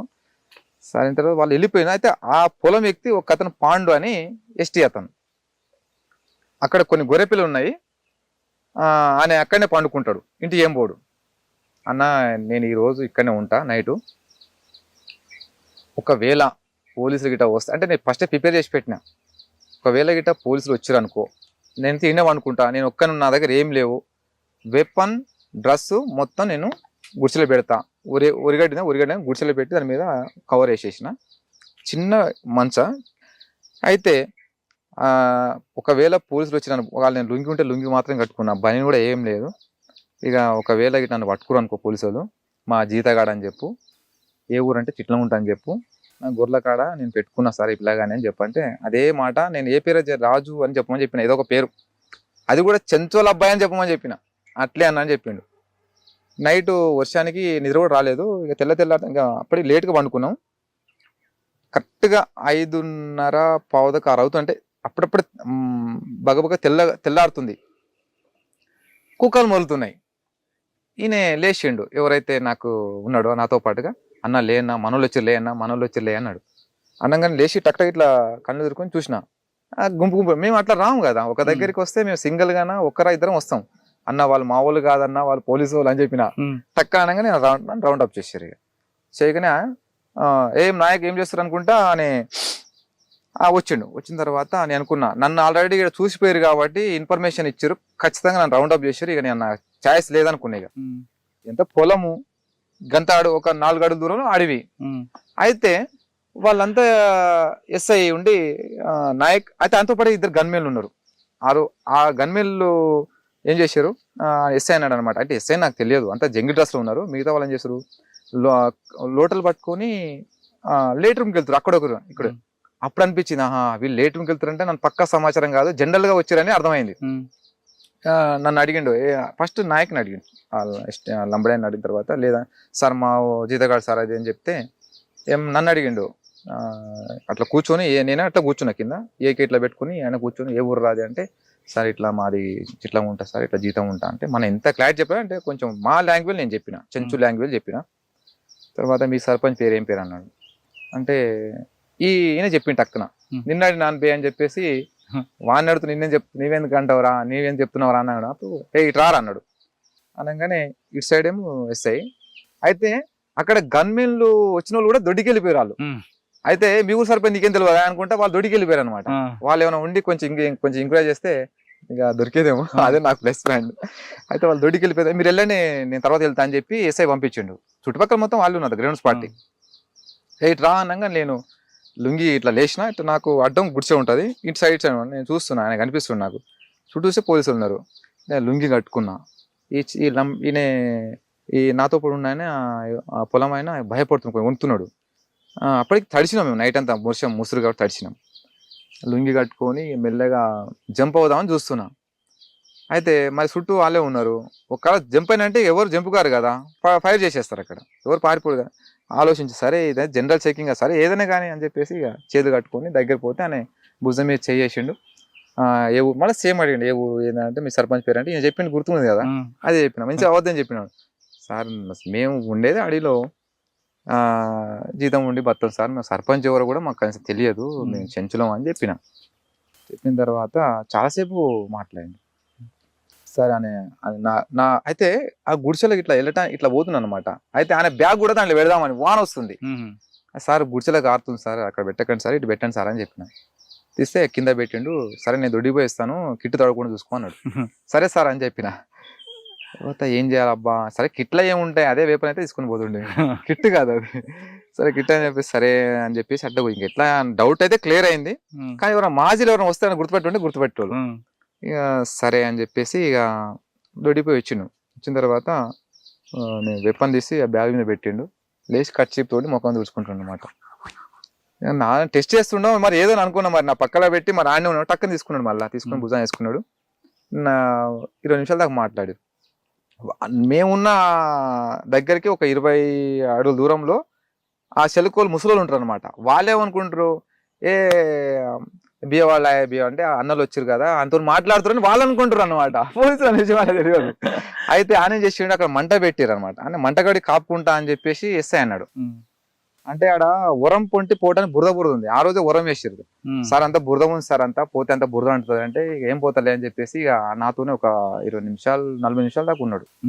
నీకు ఇచ్చే జీతం ఎంత, నీవు మాతో పాటు రారా బాబు, మేము కూడా ఇంత తిప్పుకుంటాం, నేను కూడా ఇస్తా 10,000 నెలకు, వీళ్ళు సంవత్సరానికి 10,000 ఇస్తే నెలకు 10,000 ఇస్తా అని చెప్పిండు. సార్ మేము ఏదో పొట్టకూటి కోసం జీతం చేసుకుని బతున్నాము, మీతోటి మేము తిరిగితే మేము కూడా పని చేస్తాం, తిరగలేము సార్ అని చెప్తే ఇక అవి అడిగిన తర్వాత ఇక ఈయన అక్కడి నుంచి పోగానే అందరూ ఇక ఫార్మేషన్లో రెడీ అయిపోయారు. మొత్తం 24 మంది అనమాట. అందరి దగ్గర ఏకేలు ఉన్నాయి, 2 వెనక ఎస్ఎల్ఆర్లు ఉన్నాయి. వాళ్ళు ఎప్పుడైతే పొలం ఇక్కడ దాటేసి కొండ మీదకి పోయి ఇక వాళ్ళు పాలిథిన్ కవర్లు దులుపుకుంటారు అనమాట. అప్పుడు అనుకున్నా, అప్పుడు ఊపిరి పీల్చుకున్నా అని చెప్పేసి తర్వాత కనపడేసి చెప్తాను చూడు. అయితే అక్కడి నుంచి నేను ఏం చేసిన, నాయక్ ఇవన్నీ వినే ఉండని, ఏదే వెపన్స్ బ్యాగ్ అంతా వినే ఉండని, నేను పోయి మా వాళ్ళని కలిసిన తర్వాత మళ్ళీ వస్తా, వీళ్ళు వెళ్ళిపోని అని చెప్పేసి నేను ఊరు బాట పట్టుకొని ఇట్లా వస్తున్నా, మెల్లె వస్తున్నా. మళ్ళీ ఏం పిలిచారు అంటే మళ్ళీ పిలిచారేమని భయం. సరే అని వస్తున్నా. ఎప్పుడైతే కొంచెం వాళ్ళకు నేను రేంజ్ దాటిపోయినా అప్పుడు పడి చక్కగా మళ్ళీ వంకేశ్వరం సైడ్ వచ్చినాను. అప్పటికి నా కోసం మళ్ళీ 4 టీం వచ్చారు. వచ్చిన తర్వాత వాళ్ళు తీసుకున్న తర్వాత మళ్ళీ ఇదే రూట్లో రావాలి. మళ్ళీ ఏం జరిగింది ఏంటంటే మళ్ళీ చెప్పిన తర్వాత మళ్ళీ వెపన్ ఏడుందంటే అక్కడే ఉందంటే సరే పా అని చెప్పి మళ్ళీ వచ్చినాం. అన్న నన్ను చంపుతుండే కాదు అన్న, నువ్వు వెపన్ పెట్టిపోయినావు, ఈడ తుపాకి పెట్టిపోయినావు అని చెప్తే, అయితే ఉంకేసం కలిసిన తర్వాత ఒక అతను ప్రజెంట్ హోమ్ గార్డ్ చేస్తుండు పదరాలో, మల్లేష్ అని. అప్పుడప్పుడు వచ్చి ఒక 6 నెలలు అయింది అంతే. ఫస్ట్ ఎన్కౌంటర్, భయపడ్డాడు. నేను ఉండను, నేను పోతా అని చెప్పేసి అన్నాడు. సరే పోమని చెప్పేసి పంపించినాం. అయితే ఈయన సరెండర్ అయిన తర్వాత సార్ ఇక అడిగిరు ఎక్కడెక్కడ సార్ ఇట్లా పలానా దగ్గర విక్రమ్ దొరికిండు, మీరు పట్టుకుంటే ఎంబడే చార్సిన ఎస్పీ మేడం, ఆ పార్టీ ఇన్ఛార్జ్ చేసేవాడు పిలిపి అంటే పిలిపించి ఆయనని గట్టిగా వారిని మళ్ళీ 6 months మళ్ళీ ట్రైనింగ్ పంపించి. అయితే ఇక నేను అనుకున్నా చెప్పేది లేకుండే, సరే అది జనరల్ చెకింగ్ లో అది అయిపోద్ది కానీ ఇక అవసరమా. అయితే నా పేరు సత్యయ్య, పెద్ద కొత్తపల్లి ఎస్ఐ చేసిన. బుల్లెట్ ద్వారా కాదు బ్యాలెట్ ద్వారా ప్రజాస్వామ్యం సాధించవచ్చు అంటున్నారు విక్రమ్ అలియాస్ సీను. ఎక్కడో అడవిలో ఉండి బుల్లెట్తో మీరు నిత్యం పోరాటం చేస్తే ఇటు ప్రజలకి లాభం ఉండదు, అటు మీ కుటుంబాలకి లాభం ఉండదు, కేవలం తూటాలకు మీరు బలవుతారంటూ చెప్తున్నారు. ఖచ్చితంగా మీరు ప్రజాస్వామ్యంలో రండి, జనజీవనంతో కలిసి ఇక్కడ కూడా పోరాటాలు చేసి మీరు కూడా రాజకీయ నాయకులుగా కాకుండా ఒక మంచి ప్రజాస్వామ్యం నెలకొల్పాలంటే మీలాంటి వాళ్ళు రావాలి, బ్యాలెట్తో పోటీ చేయండి అని చెప్తున్నారు. ఇకపై ఛత్తీస్గఢ్లో కాల్పుల మూత ఆగాలంటే ఖచ్చితంగా ఛత్తీస్గఢే కాదు జార్ఖండ్ ఏఓబీలో కాల్పుల మూత ఆగాలంటే ఖచ్చితంగా చర్చల ద్వారానే ఇది సాధ్యం అంటూ విక్రమ్ చెప్తున్నారు. ఇది ఈ విక్రమ్తో ఎక్స్క్లూజివ్ ఇంటర్వ్యూ. వచ్చే వారం మరో గెస్ట్ మళ్ళీ కలుద్దాం. అంతవరకు నమస్తే. థ్యాంక్ యూ విక్రమ్, మంచి సందేశం ఇచ్చారు.